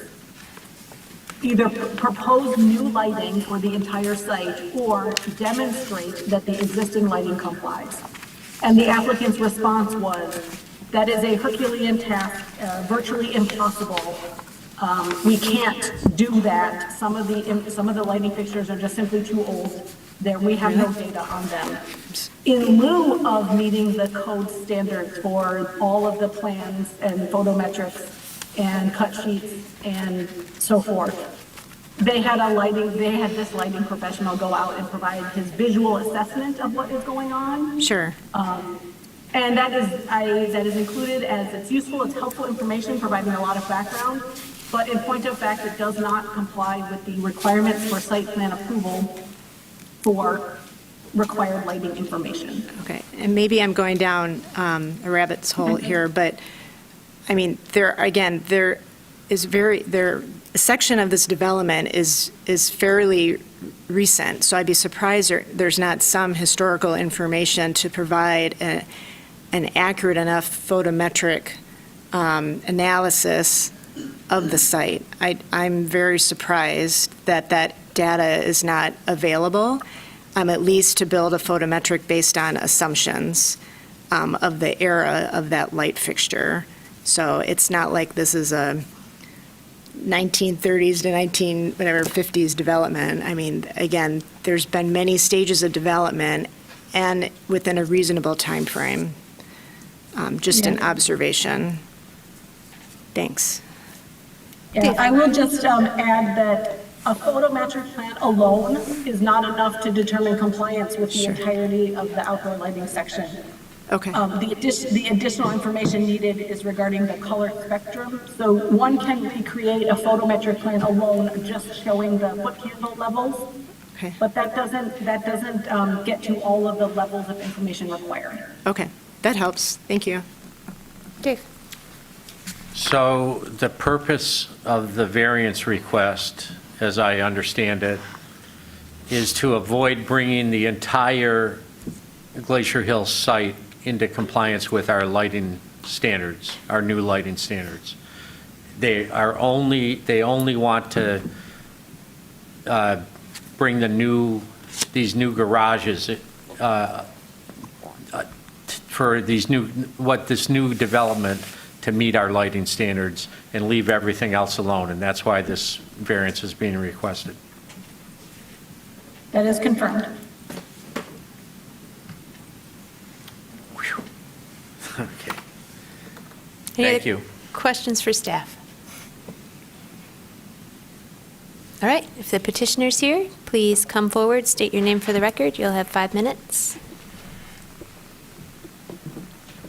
Good evening, Commissioners. My name is Scott Betzold. I'm a civil engineer with Midwestern Consulting. Nice to see you all in person again after a couple of years. Tonight, we are here before you asking for a variance from the lighting section of the new UDC. We started this project with the retirement community's need and desire to provide four-season coverage for residents that live in one of their dormitory-style buildings. Some of the detached structures, duplexes and what have you out at the site, more independent living, have their own garages, but some of the dormitories don't. They've been outdoor parking spaces, obviously exposed to the elements, and I don't think I need to explain why there's a desire to have enclosed parking for those particular residents. We got here, as Alexis described, by going through a site plan for planning manager's approval. We got through the process and all the various different stages that we needed to go to, but we got hung up on the requirement to provide a photometric plan for the entirety of the site. This site has been under construction since the mid-'70s. It has a variety of light styles and intensities and fixtures, and the data just doesn't exist for all of these lights out there. Some of them have been modified over the years. And so when you put together a photometric plan, as someone pointed out, a photometric plan only gives you one piece of the puzzle. All of the new lighting standards use metrics that apply specifically to LED bulbs. Those metrics have no meaning to older incandescent bulbs, and especially older incandescent bulbs that some of them have been retrofitted with LED corn cobs, just like you retrofit yours at home. The socket fits in there, but it's an erect LED fixture, and then it's in a geometry with a frosted glass, and so there's no way to determine exactly what the warmth scale is, what the intensity is, and so trying to provide a photometric the way you can with a new installation, a new fixture, is impossible. In a new fixture, they have a computer module that represents each light fixture in its geometry, in its intensity, and in its warmth scale. And by grouping them all together in a site, they can assemble a photometric scale and accurately predict the lighting characteristics. With a site that's 32 acres in size and literally hundreds of fixtures out there, it's impossible to really do that. So we did our best. We had someone go out and look at the site and evaluate things. And he looked at bulbs that they were using as replacements, and he noted that some of the lighting obviously complied, some of it didn't comply, and some of it either likely complied or most likely didn't comply. I can't remember. The fixtures that most likely didn't comply were replacement bulbs, LEDs that they had put in existing fixtures. However, the light bulb themselves, on its own merit, if it was unshielded, just out in the open, would not comply. But in the vanilla glass frosted fixture that it's in, it produces a whole different light. And I think it was a very good point that someone brought up is about, do we really want to, minimize light in a facility like this? You try not to do things like that in hospitals, schools, and elderly care places. So our practical hardship is just determining how to provide this on a site this big. If we had a single site, a gas station, for instance, that had 3 fixtures or something, it would be a lot easier. But it's a 32-acre campus. I mean, there's so many variables here that it was a practical hardship that we couldn't overcome. And as I said, the new lighting standards are all in LED metrics, and so we don't even have a way to apply them to some of the old fixtures. So as I 1 said, minute remaining. as I said, tonight we're here asking for a variance from the site-wide element of the lighting compliance. We're complying with the new ordinance for the new buildings that are being put up, the new garages. And to answer a couple of questions very quickly, financial impact, there's really not a financial impact. This is all about a quality of life impact. They're probably going to rent them, but it's in the whole scope of things, it's really not a big deal financially. It's just a quality of life issue. Lighting standards, to Commissioner Glusek's, like I said, they're all LED metrics, so it's hard to apply them. And how did we get in here? How did the gas or bush come into play? We requested it, and we had a private evaluation. So I'm more than happy to answer any questions you might have. Thank you. Questions for the petitioner? Todd? Mr. Betzel? Yes. I would distinguish regarding practical handicaps between the inability to provide all the data for a complete photometric plan and to satisfy the city as opposed to practical difficulties for the facility going forward. And if I understand you correctly, what you're really saying is if you had to comply with the new lighting standards, it's really not that big a financial impact. Even if it means you have to rip out some lights that you can't provide data for. It's just not that big a deal. I took it to mean if the variance was not approved and we couldn't build the garages, what financial impact would that have? I'm sorry, I misunderstood your question. Okay. I don't think the issue before us is whether you're building the garages or not. It's the question of what type of lighting the facility is going to have. So let me rephrase my question. If you didn't get the okay to ignore the existing light fixtures, and you had to bring all the light fixtures up to the 2021 standards, is that going to have a financial impact on the place? I think it would. That would have a significant financial impact, yes. So do you have an idea? Are we Yes. talking 200,000? Are we talking 50,000? What are we talking here? I'm not qualified to guess, but I would suspect it's probably close, it's in the 6 figures. Yes. Yeah. Other questions? Dave? So, Scott, we've had over the past couple of years some large developments like this that come in mostly pre-existing and they just want to add something in regard to our requirements for electric vehicle charging stations. Yep. And the developers come in and they propose, well, we can't do new electric vehicle chargers all over the place. That would be economic hardship. But we will do this. And frequently it's more than just the new garages or structures, but it's actually bringing that as part of their facility or their development into compliance or closer to complying with our requirements for electrical vehicle chargers. I look at this in parallel with our lighting requirements and our desire to be dark sky compliant and to reduce lighting going up into the broader environment. And it seems like it would be beneficial to the city and to the community if the Glacier Hills people could come forward with some sort of a plan when you bring in and ask for your site plan to add this to your site plan, of a plan to undertake some upgrades of your lighting system to bring it, maybe not the whole thing, but bring parts of your facility, especially parts that would have less of a hurtful impact on senior citizens who may not be easily mobile. But anyway, I'm just saying that I'm usually encouraged when a developer or a proposer that wants to make a change comes before us and says, okay, I can't do everything you're asking, but I can do something.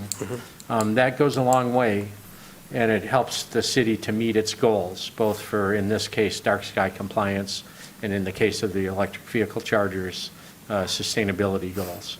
And I just put that out there. I'm not asking you to respond, but I do ask you to take that back to the people of Glacier Hills as something that the city would like to see. To that end, one of the non-compliant elements that our lighting consultant discovered was some of the corncob LED fixtures that they were replacing out in the parking lots were 5,000 Kelvin, and 3,000 Kelvin is what the city currently, that's their new standard, which produces a warmer light. Now, this also is in the fixture that I described, that's a vanilla frosted glass. But what we agreed to, and I don't know if it's been memorialized in any way, shape, or form, is that as they replace these in the future, they would replace them with 3,000 Kelvin warmth instead of the 5,000 that they've used in the past. Any other questions for the petitioner? Todd? Yeah, I've got one, Dave. Dave, it's your fault. You caused me to ask a second question. So obviously, every business faces a financial incentive if you can get the same illumination with a lower wattage, I guess, bulb that produces less heat and waste. That's better. Has Glacier Hills undertaken some of that and updated their light bulbs and so on? Or is it that the age of the light bulbs prevents that? No, I think they've replaced many of their bulbs with LED bulbs. It's just that the replacement started and predated this new lighting standard that memorialized what the standards are, is the problem. So, I mean, I'm sure what they did is they tried. Did you guys go all through this phase of LEDs? I've got a whole closet full of LEDs that were unsuitable for one reason or another. You plug them in and you go, nope, not doing that there. And we try it in one with a globe and it worked there. You know, we can live with that. So I've got a whole shelf full of those, and I'm quite sure they probably went through the whole thing and they tried a LED in a fixture and said, oh, that's not as bright as we had before. Let's try a different one. So I'm quite sure they didn't intend when they replaced them to light up their skies brighter than they were. I mean, they're focused on safety, and I mean, residents have windows that don't like to look out into bright lights as well. And so I without having heard so directly, I'm quite sure they probably just tried to replace like with new technology. Thank you, sir. Any other questions? All right, thank you. If there's anyone from the public who wishes to speak on this petition, please come forward now. Anyone accessing the meeting remotely or calling in, please press star 9 or use the raise hand feature. I'm being informed there are no remote callers. All right, thank you. With that said, the public hearing's closed and we're in discussion. Grace? I would just like to say that, like Alexis said, I think that it's important to note that the site plan was approved at one time and it was in compliance, and also that the alternative to waiving this is to replace all of the lights, and that just seems so exorbitant and a huge undertaking. It would be similar to, if the landscaping didn't comply, you have to start over and redo all of the landscaping for this site. But in the ordinance, there's a provision for updating only the latest part to have to comply. And I think that there should be some sort of consideration to that with the lighting as well. So I'm inclined to vote yes on this. Karma? I guess my thoughts on this are, we adopted this ordinance for a reason. The reason's mentioned earlier. It says specifically in it that non-conforming things can be maintained, but when it's updated, it has to be made compliant. So I feel like this scenario was thought of before. Also, I guess I'm not seeing how the practical difficulty is peculiar to the property. I would imagine other large-scale properties would have the same issue. They have the same expectations.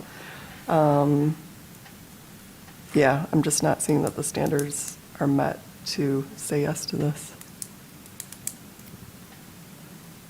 Julia? I just kind of want to second, I agree with Dharma and I agree with what Dave said.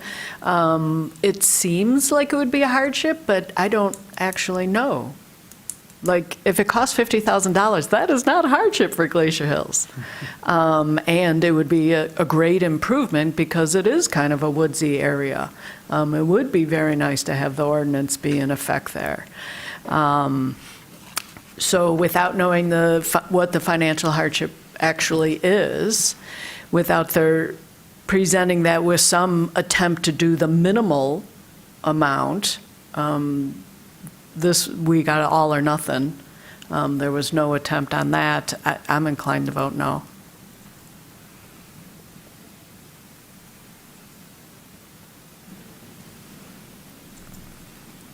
Is there any other? I just Oh, had yeah, a sorry. comment, just back to the cost. I mean, before the applicant gave his thoughts on how expensive it would be, I was thinking also six figures, so it's extensive.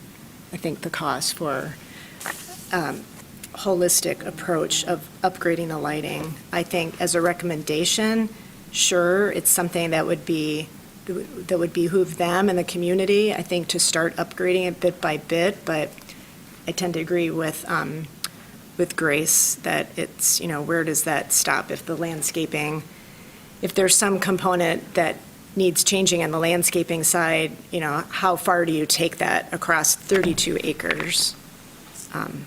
So I'm in the camp of voting to approve the variance. Thank you. Thank you. Any other discussion? Thoughts? Dharma? I guess I just wanted to add, because I forgot to say, but you, and I'm sorry, you Julia? I didn't meet you last time. I also think that because of the standard to have the minimum variance, I didn't really see, like you said, them making an attempt to go as far as they could with meeting the standard. So I think that also weighs in my decision. It seems like they're doing not even like barely anything. They're just to the new structure. So I don't really see an attempt. Todd? Well, I'm sort of on the fence for this, but I would note, repeating my earlier comment, that it's always in an institution's interest to minimize utility cost, and I imagine that Glacier Hills has already replaced all its old, or a lot of the old inefficient lights with good ones. The problem apparently they have, according to Mr. Betzel, is they can't document that these lights would be up to the current standards, so the assumption to be then that the city would make them change that. But that might or not be true. It's an issue. I think there already are incentives for them to improve the lighting. To what extent it's lacking, it's unknown. We also don't have any financial information if they had to rip out a lot of the lights. So I'm sort of on the fence with this. I had another comment. It's my understanding that the current area of construction that's happening on the site is the T-shaped building. It's this one right here. No, it's these little. No, there's a concurrent renovation happening to convert units. But yes, it's the four buildings, but I'm just saying right across that internal roadway, that's where there's a significant conversion happening to provide more independent living. I've seen the advertisements around the neighborhood. So anyways, I'm just saying that it makes sense, obviously, in addition to the four structures that are being proposed, that this is all happening in the same area of the site. It's a localized area. So that's my point, just so everybody understands the context of the current work that's being done on site.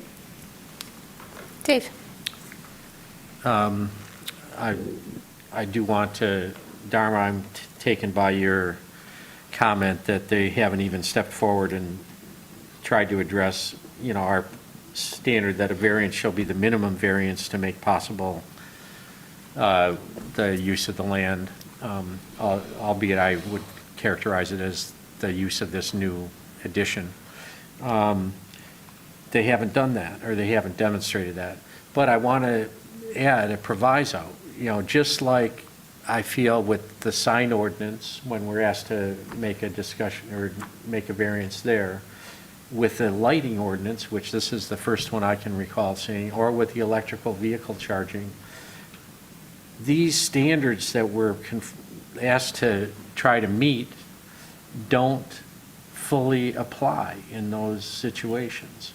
And we really need some help from the planning staff, the planning department, to create us some new variance determination worksheets for sign ordinances, for electric vehicle variances, charging variances, and now for lighting compliance variances. Those are 3 areas that it would help us as, we serve as volunteers. We're not experts. Some of us are experts in architectural fields and building fields, but we're here to make judgments on these things, and it helps us to be guided by variance determination worksheets. But in this case, I'm swayed by, Dharma, by your observation that they're not even doing the minimum necessary to try to make a few steps towards what we're asking in our city ordinances. So I think I'm going to vote against this. I was on the fence, but I do want to give that guidance to the planning staff also. And I'm ready to take a motion anytime you want. Yeah, any other discussion? We ready for a motion? All right, I think we're ready, Dave, thank you. ZBA 23-0009, 4080 Glacier Hills Drive. In accordance with the established standards for approval, the Zoning Board of Appeals hereby grants a variance from Section 5.29.8, subsection L, photometric plan, to allow the developer to upgrade the outdoor lighting only for the portion of the site that is being developed, rather than the entire parcel. Thank you, Dave. We have a motion. Do you have support? I'll support. Thank you, Grace. Christina? Yes. Julia? No. Todd? Yes. Grace? Yes. I also vote yes. Dharma? No. Mike? No. Dave? No. The request is denied. Moving on to petition ZBA 23-0008, 3310 Washtenaw Avenue. John?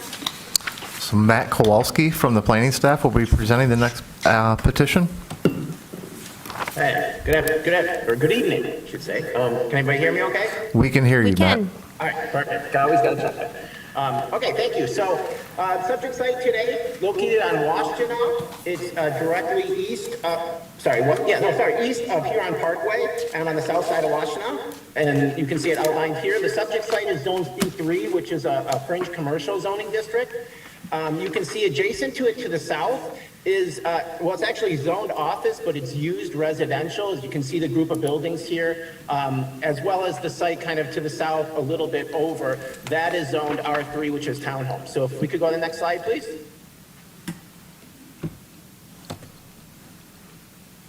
I'm trying, Matt. The keyboard is not working very well with me tonight. That's okay. There we go. There we go. Okay, Hold on. so- Hold on. No, that's actually, you can even hold. It's catching up. There we go. Okay, there we go. Okay, here again, obviously an aerial of the subject site. This gives you a little bit better picture of what we're looking at, the surrounding land uses to that. If we cannot go right away to the next one, which is obviously a closer in version. This is particularly relevant when you consider the request that we're here before you tonight, which is a variance of 5 feet from the conflicting land use buffer that's required on the south side of this site.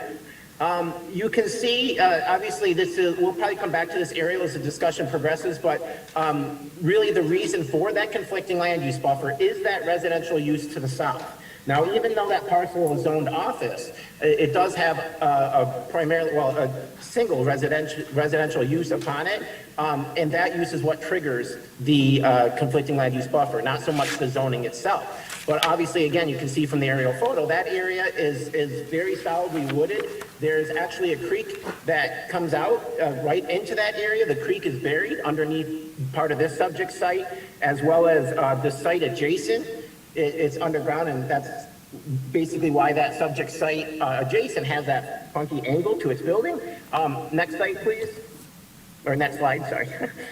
So this is the proposed plan. So actually, I guess, could we go one more forward, and then I'll probably ask you to go back. Sorry, thank you. This is the existing, the improvements here you can see on the site.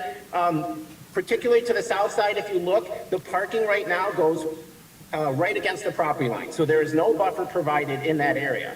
And you can see that the cut through to the site to the east, that is it is a cross-access easement that's provided through there, so obviously both sites can use that for solid waste, fire, and just general traffic.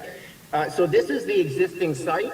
Now, if they were using this building intact, somebody could move into this building tomorrow, use it as is, with absolutely no changes to the site, no conflicting land use buffer. However, if you could go back one slide, actually. They are proposing to construct an entirely new building. Which does trigger our site plan requirements. So with that, the entire site needs to be brought up to our site plan standards, which includes landscaping, stormwater. There's currently no stormwater on the site. It was built before our site plan standards. So landscaping doesn't exactly comply either, which obviously by the conflicting land use buffer to the south. They're also required to put in a series of landscape islands throughout the parking lot and things like that. So this plan shows that they are providing a 10-foot buffer to the south, so they're moving the parking 10 feet away from that southern property line. This plan does not show it because it's not a landscape plan, but they will be able to put in all the required landscaping within that buffer and still preserve the cross-access easement to the east. That's something, again, that will be used for fire and really for solid waste access as well. The adjacent owner to the east also supports the use of that. You can see through these, kind of the dashed lines, oh, you guys can't see my pointer, that's right, but yeah, thank you, John. Kind of the easement area that's the wider dashed lines is the subject of where the creek is going through. Actually, again, it's underground, and if we overlaid the adjacent building onto, you can see that's why that building is angled like that, because, and then just directly south of this is the creek does come out and is exposed for a little while. So I think next slide, and then probably, because that was, and then, yep, there we go. So again, just giving you a little bit more information, a little bit closer in here. The existing drain may have labeled there. The residential, that residential is over 100 feet away. And again, ideally, these conflicting land use buffers obviously are in place to protect the views and buffer from adjacent conflicting land uses, like maybe a high-use commercial traffic facility. But you can see here, because of the location of that creek, all that existing woodland in that area is never really ever going to be built on. It can't be built on. There's a creek there. We wouldn't, even though the existing creek is covered on the site there, we wouldn't allow that going forward. So that gives you an idea of the restraints of the site. So if we go forward, next slide, I think we've got some pictures just showing the building from the street. Again, the building will be removed. Thank you. Looking towards the back of the site. So you can see directly to, well, looking straight ahead is the wooded area. Next, please. And I think there we go. And so we're going to go into that. So right now, again, that parking is directly on that property line. So I think if you also go to the next, thank you, you can see, so the parking will be moved back 10 feet. And that there's looking east, so that is the access drive, so that'll be adjusted slightly. And the parking will be adjusted as well.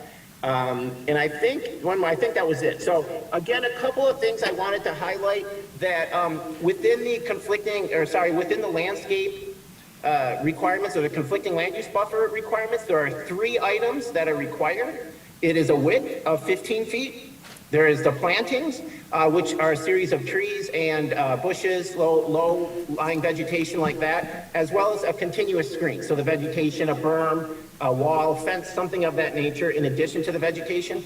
They will be able to satisfy 2 of those 3, and they will be providing, again, 10 feet of the required 15-foot width. So the variance before you tonight is only for 5 feet of the width and not for any of the other requirements of that buffer.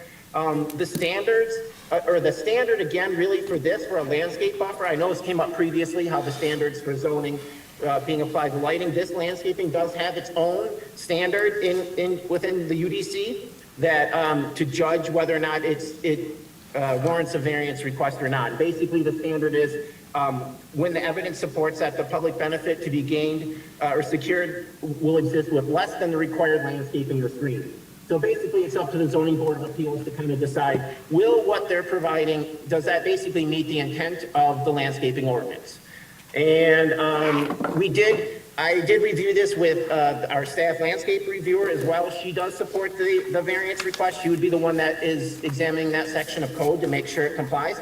She does support it. I did have also a communication with the manager or I guess manager basically of the association of the property directly to the south, which is the residential use, and they're kind of attached condos, apartments there. Well, she wouldn't go as far as writing a letter of support. She said that, talking with the residents, they have no objections. And I have not heard anything from anybody else. So that does conclude the staff presentation, and I'm definitely available for any questions. Thank you. Thank you, Matt. Questions for Matt or John? Dave? So, Matt, is Mallett's Creek an open creek there behind the residential? Yeah, behind, correct. Like in this picture we're looking at right there, you can almost see it. Well, you can't quite, but there's like a little dip where it goes down, right? So at the edge of this parking lot, if you could look through those trees, you can see it being exposed a little bit. Right, yes. okay. And then, is there a whole site plan for this, where the old Denny's was, what they're doing there? Is there an entire site plan? Yes, so that's a great question. Not there will be. So the petitioner chose to go forward because if the variance is not granted, then they need to redesign their site plan. So this will require, so that's a great thing to point out. Thank you that this development, I did mention it does trigger a site plan, but they have not submitted for the site plan yet. So I imagine if the variance is granted, they will go forward and submit the site plan that you see that was submitted before you. I've reviewed it in draft form and met with other other staff members reviewing it, but it hasn't been formally submitted. But it will require one. So again, if this was approved, they would go forward and submit the plan. I assume if it's not, then they'll go back to the drawing board. So I'm assuming there's stormwater retention on the site plan, but yes. It strikes me as premature to be coming to us and asking for this variance without some sort of a site plan that we could look at. Well, we can, if you go back, John, if you can go back, they do have the example of the site plan that will be, that is, so what you see, one more, I think, there you go. So that is the site plan. So this is the site plan, and again, I've seen sheets of this, we have reviewed this as kind of a pre-submission stage of staff, but you're correct, they have not submitted this for formal review yet. But we do have somebody, I believe, from the petitioner's group on the line as well, so they can confirm.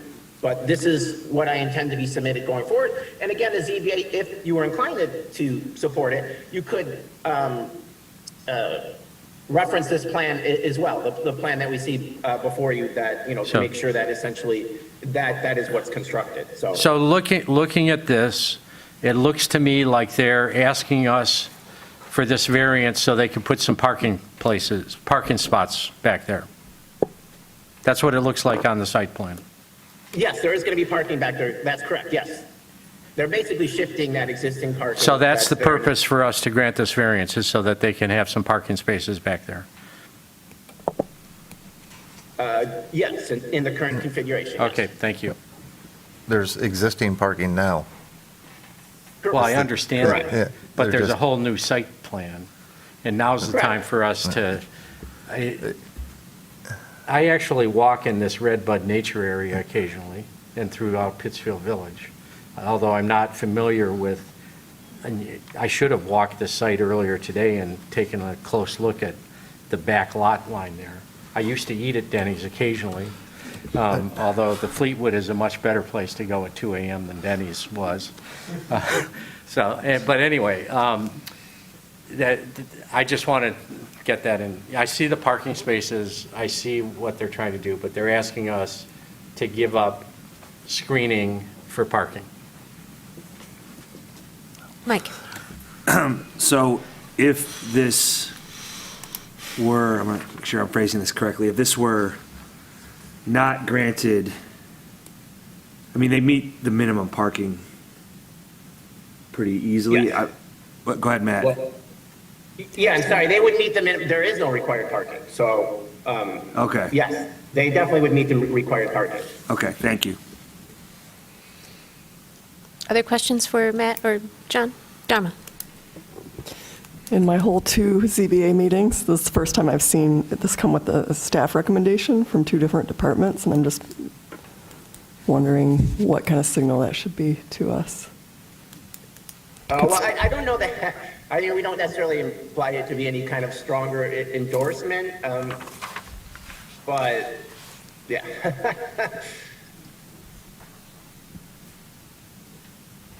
Other questions for staff? All right, thank you, Matt. If the petitioner is here, or, yes, is here, please come forward, state your name for the record. You'll have 5 minutes. Hi, my name is Jordan Chapman. I'm with Arbor Retail Management. We are the ownership group of this property, based out of Bingham Farms, Michigan. I think Matt did a great job presenting the, our proposed site plan along with our variance request. Along here with me, I have Leslie Accardo with PEA Group, who is the firm responsible for our civil engineering design. I think, Matt did a great job explaining what we're, proposing for this site, and, I'm here to field any questions that you may have. All right, questions? Mike? So how many extra parking spots will this give if we were to grant the variance?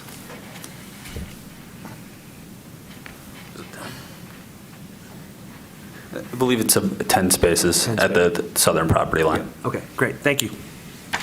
Todd? Yes, Mr. Chapman. So I was admiring Dave's pointed questions, and I guess I have 2 questions for you. One, do you agree that the purpose of the variance is to allow more parking places?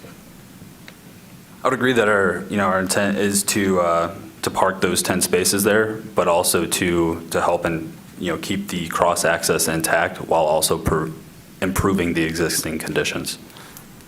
Well, let me parse what you said. My question simply was, are you asking for the variance so you can have more parking spaces? Yes or no? Yes. Okay. The staff report says that the new plan, quote, offers a significant improvement over existing conditions. Would you justify that phrase, please? Sure, absolutely, because, Well, I assume that was from staff. Matt, the question is addressed to the applicant, sorry. Oh, okay, sorry. Yeah, I would say that's accurate. How is my question? As mentioned in Matt's presentation, the current standards were not in place when the Denny's was first developed. So we're bringing the stormwater requirements compliant along with landscaping, and I believe those are the 2 big items. Well, but you would have to do the stormwater anyway to be compliant. What you're really asking is to whack some trees so you can park more cars, right? And we're actually pulling the asphalt back away from the property line, because currently it sits, I believe, about 1.5 feet off the property line. Oh. So I guess I'm now confused, but you were saying that you wanted the variance to provide more parking spaces, but you're pulling the parking lot back from the trees or the creek? The existing site is not compliant with today's code. So, if we were to go out and redevelop, put another breakfast user similar to Denny's in this space, the site would not meet today's standards, but would be grandfathered in. No, I understand that, sir. I guess I'm hearing 2 different things. One is You just said that you want the variance to provide more parking places, but you also just said that you're moving the parking lot away from the creek. Those seem inconsistent to me. I feel as if both statements you just provided are accurate. Yeah. Are you shrinking the parking lot? So, Yeah. How can you shrink a parking lot and provide more parking spaces? Like cars are getting smaller, maybe? I don't think so. I think our intent is to keep the parking, but pull it away from the property line. I'm not sure I'm fully understanding the two-parted question. 'Cause I feel like the answer is there. Well, what seems obvious to you is inconsistent to me, that you can have a smaller parking area but provide more parking spaces. I submit to you, sir, that's inconsistent. I think we can clarify this. Okay. Do you want to show the picture of the back of the parking lot? So it is a shrinkage of the parking lot, but it's not the full 15 feet. So this back row is now going to become landscaped that we're looking on in the screen. So it will lose that, but if we have them come the full 15 feet instead of just that 10 feet, then they would lose even more parking. So it's not that they're not gaining parking from what exists today, they're having less shrinkage than what the ordinance requires. Okay, well, that's the second time you've enlightened me then tonight. My pleasure. And just to clarify too, we are able to provide all the landscaping we would have to if we had 15 feet in the same 10 feet. So we're still providing all the landscape that's required in that buffer area. Any other questions for the petitioner? Dave. While we've got the site plan, if you could maybe go back to it, where are you putting the stormwater retention? It's probably, can I approach? I'm fine with it. It's I'm probably fully where you vaccinated see and it boosted, right? So it's near the, I got this turned upside down, but This it's is near the the back. front of the. This is the that's- back. Okay, This then it'd is be in the this front. area here. Where the building is. Right, well, not, sorry, okay, other side, not where the building is. Okay. Yeah, I'm upside down. But because of the drain and all the infrastructure that's associated with that, we would have to put the underground detention area in the front of the parking lot as you enter the site. Gotcha. Any other questions? All right, thank you very much. If there's anyone here from the public who wishes to speak, please come forward now. Please state your name for the record. You'll have 3 minutes. Norca Saldana. I am the resident that is the closest to that parking lot. It is less than 100 feet, as the gentleman on the Zoom meeting stated. The distance between the bedroom that's closest to the parking lot is the distance between this column and that gray wall. Okay, you could look, and if you point it, if you can put the bigger one, the picture that has it's blown up. This is the little one, but there's another picture there. You can see our bedrooms are that corner building that protrudes from the building.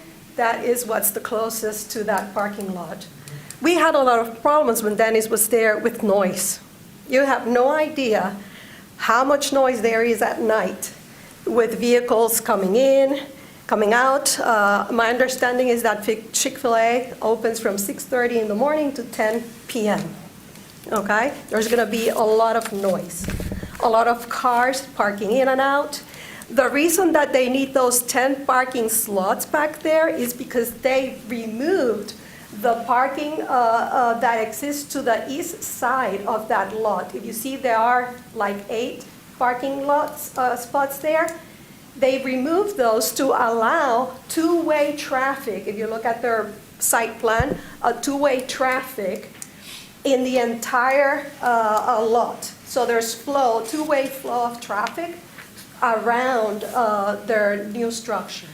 So they removed those, and they're asking us to give 5 feet of protection against noise, dirt, dust, carbon dioxide from the amount of vehicles that visit a Chick-fil-A, which are quite a few, so that they could build 10 parking spots. Also, if you look at the Washington Drive, the street right in front of the building, there are parking spots across the street as well.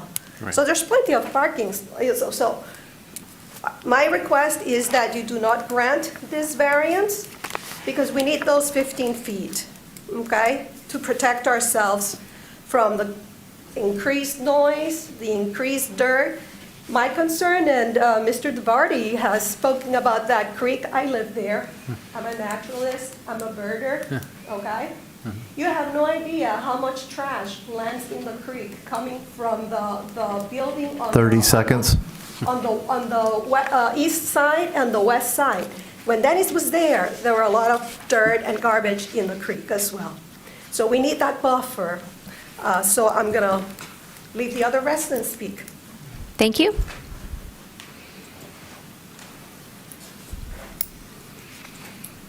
Hi, Jonathan Bezana. I'm also a property owner in the building that's directly adjacent to the proposed structure.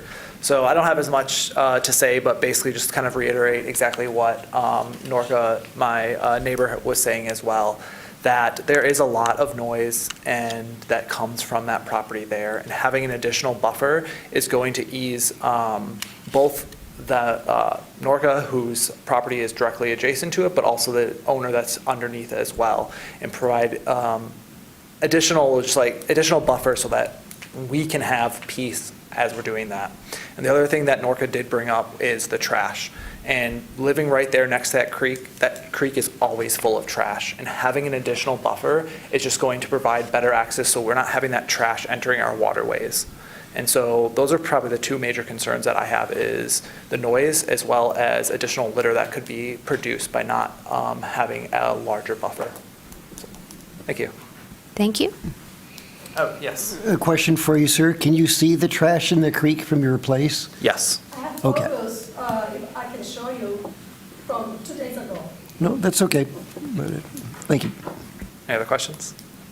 Nope, we're good. Thank you. Hi, I'm Luis Martinez.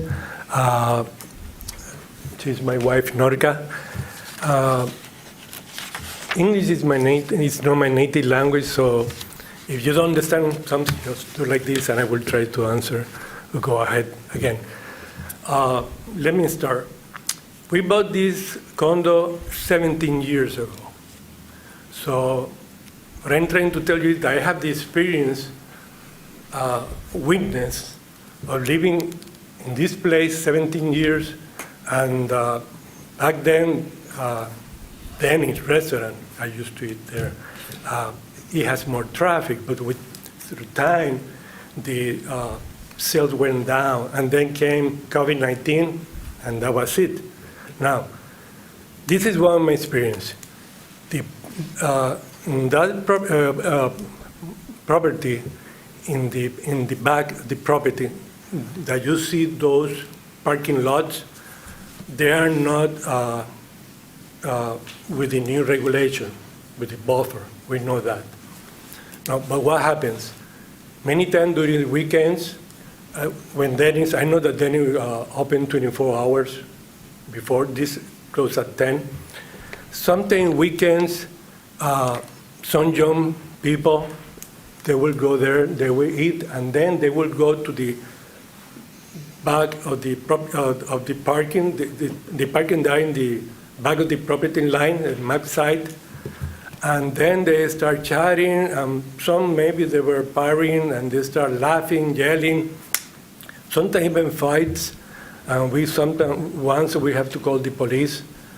So yes, it does bring a problem if there is a parking lot in the back of that property site. Now, for some reason, there's this new regulation with this buffer. You see, this buffer, what it does is this is C3 commercial, and we are just multifamily, and we are very close. So probably it makes a lot of sense why they did this 15-foot buffer. Now, there's something else. No one will speak for the Mallet Creek only 30 seconds. only us will speak for the management, okay? It doesn't have life. We are the ones that should take care. And that will be a problem because when customer from Chick-fil-A go to there, probably they will take their drinks if they park in the back. And sometimes, not always, they throw away the cup. I mean, that's a reality. Now, Time. there is a lot of wind over there, and the creek, whoops, the garbage goes over there. Last thing, which is very important for me, Mr. Management, Nicole, which represent us, that's not true that we agree with this proposed plan to bring down from 15 to 10. I want to make that very clear. And so I hope that you hear what I said, because it's very important for me. Thank you. We wouldn't be here this late. It was not because we disagree with that. Is there anyone else from the public who wishes to speak on this petition? Is there anyone, if there's anyone accessing the meeting remotely, please press star 9 to raise your hand or use the raise hand function on the web link. I'm being informed there are no remote callers. All right, thank you. With that said, the public hearing is closed. I do not believe we received any letters of communication on this, either supporting or objecting to it, so we're in discussion. Todd? Well, this is always a difficult one. It comes under, as lawyers learn in law school, the issue of border property. In Ann Arbor, we've seen it over the decades I've been here when people move close to the airport and then they complained about planes landing. So one part of me is sympathetic. The people have enjoyed, because Denny's collapsed, a wonderful hiatus of no restaurant operating there, and they've got the wonderful quiet, and there's no trash in the creek. I understand that. But these properties have the issue of being border properties. That's not something that can really be solved. And I understand correctly why they would be upset, but I don't know that, in my mind, that's enough to, for me to vote against the variance. I would also note that the noise and the yelling and the partying and people leaving their trash around, that, whether there are a few more trees isn't going to obviate those problems. They're going to have to deal with it by nature of being a border property. So I feel for the folks, but in any subdivision, you have my subdivision, there are houses that border Plymouth Road.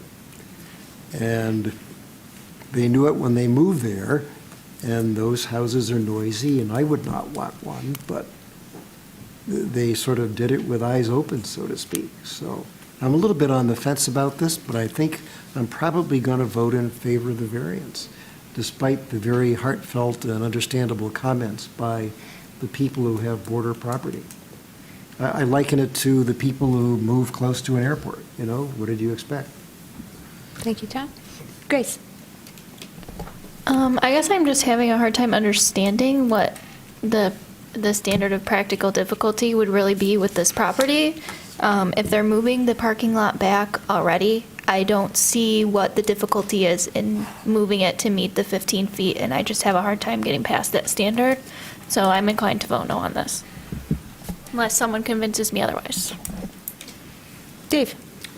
A couple things. I want to respond directly to my colleague Todd's comments. In this case, I feel like it's the new property developer who's bought this space and putting in a whole new site plan, who has moved into the neighborhood and knows that the city has requirements for screening requirements. So they're the new kids on the block. They're the ones that knew that there was a residential development behind, and apparently they may have spoken with the management, but not the residents. This is the definitive situation for why we have screening requirements between residential and non-residential uses. And it's clear that additional screening can help to mediate those issues that might arise, or sound, whatever, sound, sight, whatever. But this is why we have the screening requirements. We do have them. I'm not going to vote for a variance in this case. Mike? Yeah, I'm a hard no on this in the sense of, I'm not sure what the public benefit is. There's plenty of parking at this site. These additional spots are, I mean, this is not a mall. It's going to be a restaurant, and it's accessible by the bus line too. So, yeah, I'm not seeing the public benefit. I'm a hard no on this. I have a question just kind of out of curiosity, and maybe you know, John or Matt, maybe not. The parking that's on the service drive that's like directly north of the building, I'm assuming that all of these parcels have the ability to park there. Is that true? Can people that come to Chick-fil-A park across the service drive and walk over, just like people do at Ace and, okay. Yes, it's public, that is public parking in the front, in that Washtenaw service drive. Okay, thank you. Julia? I'm going to vote no on this, but I kind of just want to add, because we've had this 15-foot buffer come up before when it's been kind of, within a mile of here. I forget, it was around Packard or something. And it didn't make any sense to me because it seemed like a solid residential neighborhood. But this feels like a very good example of why we have that 15-foot buffer. And I don't think it's a great hardship, as far as I heard, to go the extra 5 feet. I do appreciate that they said, well, 10 feet's easier, can we just do 10? But I think they should do the full 15. Any other discussion? We ready for a motion? I'm ready anytime. Or-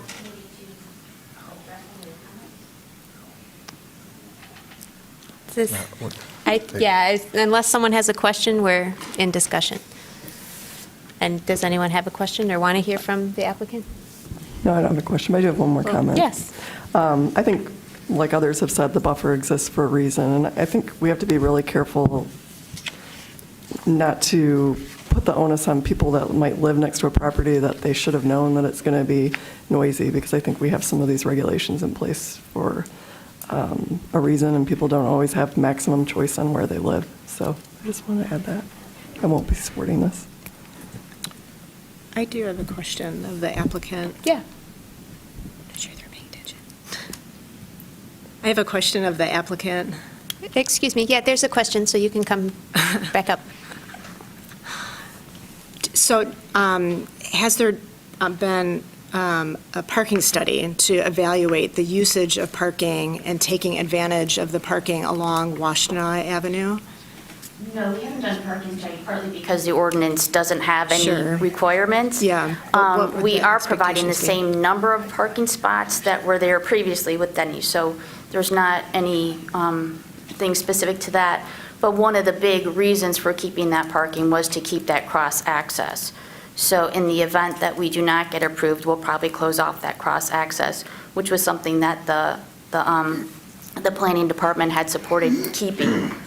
But we're not required to. So we'll probably close off that cross-access in the event that we're not approved tonight. And that cross-access, can someone just point that out to me? Sorry. It's been a long day. South, the Okay, it's right southeast there, corner. okay. I think there was a photo of it, too. I mean, and based on a Chick-fil-A in terms of the, how many just come in, grab and go versus grab their meal and stay, I mean, there must have been some kind of like, how long, what's that flow look like? Right, so because this isn't a drive-through restaurant, it's walk-up only. We don't have a ton of data on that because it's something that we don't have a lot of. So unless, I know Justin Lurk from Chick-fil-A is on the phone, so unless he has something more to add, but I don't have any more data based on that. I mean, a lot of the traffic is, of course, DoorDash and, delivery services like that. But we do have a dining room that people will be sitting down in. I think it's probably also important to note that right now we're conducting a traffic study. we've been, had conversations with Matthew and Cyrus, I believe, is in the engineering department, and a part of that is also the parking. So I just wanted to add, I think that's important for you guys to understand. And I don't know if I was as clear about it earlier, but we definitely are pulling it away. Right, from the back? Yeah. Yeah. Okay. Not trying to make it worse than it already is. So. Understood. Thank you. Ready to make Thanks. a motion anytime. Yeah. Madam Is there Chair, any other the discussion? owner is on the line and did just unmute if you'd like to hear from him. And I'm sorry, Hank Kelly, Deputy Planning Manager. I just wanted to make sure that Councilmember Ekman's comment or question earlier about weight that should be placed on staff recommendations was answered. Really, you're an independent body, so you can weight it however you want, but several times during the meeting, there's been questions about staff interpretations, for example, with the 30-foot easement. And so I would just say, I think probably how you think you should weight it is how you should weight it. It's personal to you. These are recommendations from people who look at site plans all the time and are looking at sites in the city all the time and trying to meet the city's goals. So you don't have to weight it differently, but if you'd like to, it's there for your, to help you with your decision. Could I ask an additional question of staff? Or is it too late? Yes, no, you can. Just one Okay, second. yeah. Christina, did you want to have a question? I know the Chick-fil-A representative was online. I didn't know if you wanted to ask your question of them. It's up to you. I'm good. Okay. Thank you for asking. Dharma. Why is the cross-access important? What purpose does it serve? I know that initial discussions, again, when we met very initially on when Chick-fil-A was exploring whether to redo the existing building or do a new building, part of the discussions were for fire access as well as solid waste access. This allows our solid waste prefer it because it allows cross-access that eliminates a lot of backing up on the site and the adjacent site. They can pull through the sites and service both dumpsters. There'll be a new dumpster location on the Chick-fil-A site. So as well as fire access. Fire always likes cross-access, but again, that's not a required for fire, but they definitely prefer it. So that's really why we wanted it. And as well as for staff, again, in general traffic circulation, we prefer it just for vehicular circulation patterns. Again, give more, more people dispersing that traffic onto the Washtenaw Surface Drive. Matt, do you know if the cross-access now, because obviously it exists, is it recorded in an easement, or is it just kind of there and has been functioning forever that way? Question. I'm looking right now, actually, on I don't have the ALTA pulled up. The petitioner might be able to identify that, but that would be one of the items. I don't know offhand. I can go ahead and answer that if you'd like. Yeah, just quickly. It's not recorded, it's not on title. Okay. So this is something that's been, I guess, more prescriptive or in place, I guess, dating back 40 years. Great, thank you. Right. Any other questions, discussion? Dave, we're ready, I think. ZBA 23-0008, 3310 Washtenaw Avenue. In accordance with the established standards for approval, the Zoning Board of Appeals hereby grants a 5-foot variance from Section 5.20.4, conflicting land use buffers. A 15-foot buffer is required at the rear of the parking lot. This variance allows a 10-foot buffer and the existing driveway to the adjacent property to remain, which allows access to both properties. Thank you, Dave. We have a motion. Do we have support? Support. Thank you, Christina. Todd? No. Grace? No. I also vote no. Dharma? No. Mike? No. Dave? No. Christina? Yes. Julia? No. The request is denied. Moving on to unfinished business, we have none. New business, Let's bring up some unfinished business. all right, let's. I want to talk about the retreat, if we could. Oh, yes. And I would like to try to get a tentative date if we could. Thank you very much. Thank you. Good night.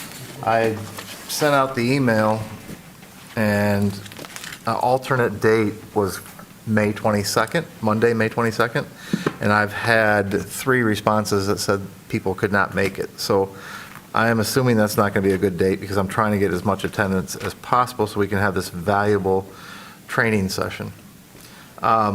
So I'm going to throw out 2 more dates and tell me what you all, everyone thinks. How about either Monday, May 8th, or Monday, May 15th?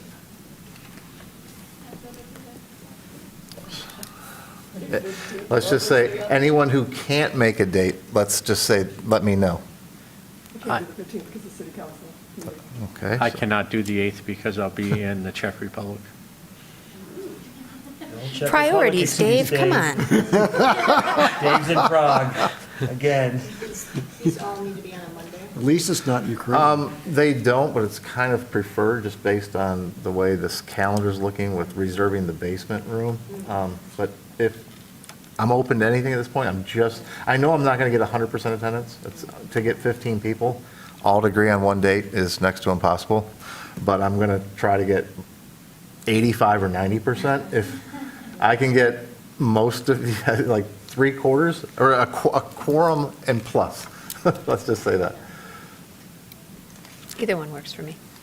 So we got, okay. I got 1 no and 1 for each 5/18 and 5/15. So I can live with. 8th is bad for me. The 8th, 2 no's on the 8th. 3 no's on the 8th? 3 no's on the 8th, so I'm going to throw the 8th out. I'm going to tentatively say maybe 5/15. I'll have to check the. What's Does that wrong give us with enough June? time to notice? Yeah, we don't have to have we'll have plenty of time to notice. Okay. Yep.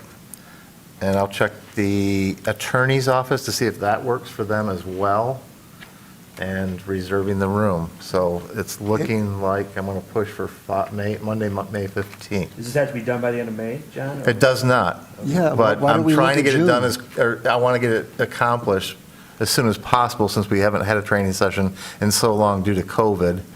And I feel like we have a lot of new members, and it's a valuable session, and I'd like to get it done sooner rather than later.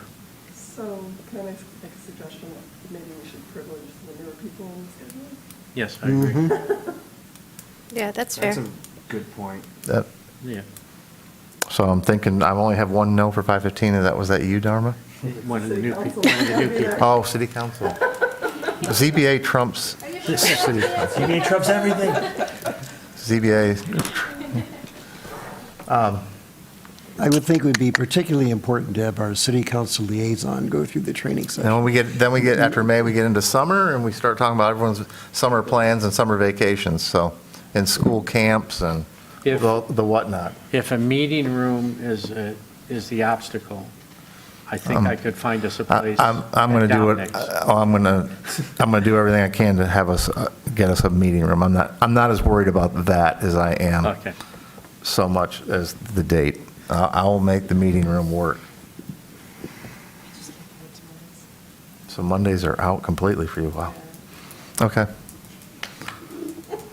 This is going swimmingly. Yeah, I apologize. Was able to Could- make this Monday work, but that wasn't sure I could make it work. Okay. I will, How about Tuesday, the 16th? Did anybody have an issue with that? I work Tuesday and Thursday evenings. Oh, and a new member. Wednesday, the 17th. How about Saturday, a Saturday? I'd do that Is the city feeding us? if it's Well, Saturday. I may have to regroup, and we may have to push it to June then. And I'll just start sending out emails that way, I guess. Yeah, maybe just get a collection of dates and send out a poll and have everybody respond to the ones that they can attend and ones they can't, and go from there. Sorry, we're impossible.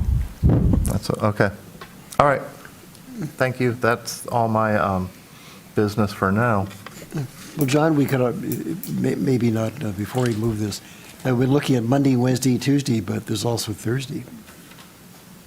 Grace, you said you're not available. She's not Tuesday, available Thursday. Tuesdays and Thursdays. Oh, okay, okay. People not available Tuesdays, Thursdays, Mondays. So how about, so we're looking at, so Wednesdays, or Wednesday's good for everybody? Wednesdays are good. So, Wednesday the 17th. I may have a problem that day. Well, you But don't I have to can- come right. because you could teach the class, Candace. You've been on the ZBA You're for 20 years making me now. feel old, John. It's only been 17 years. I'm sorry, 17. It's I've got- Wednesday the 17th. I can't, I got Transportation Commission.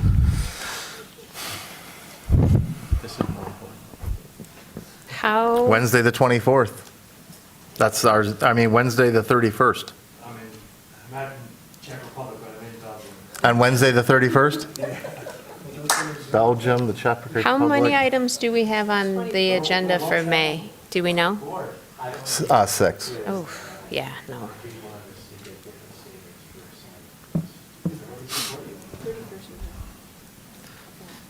Tuesday the 30th? Vacation. Just, maybe you should just forget me and leave me out of this, because I think I'm the most difficult one. Yeah, all right. I do agree with the preferencing the newer folks. Yeah, yep, We'll figure it out. yeah. Good luck. I'm gonna, You're trying really hard, John. yes, I know. All right, moving on. New business, we addressed with public hearings, communications, we've discussed public comment. If anyone from the public wishes to speak, now's the time. Press star 9 to raise your hand or use the raise hand function. We'd be happy to hear from you. No callers. All right, that said, do I have a motion to adjourn? Thank you, Todd. Support? Support. Thank you, Dave. All in favor?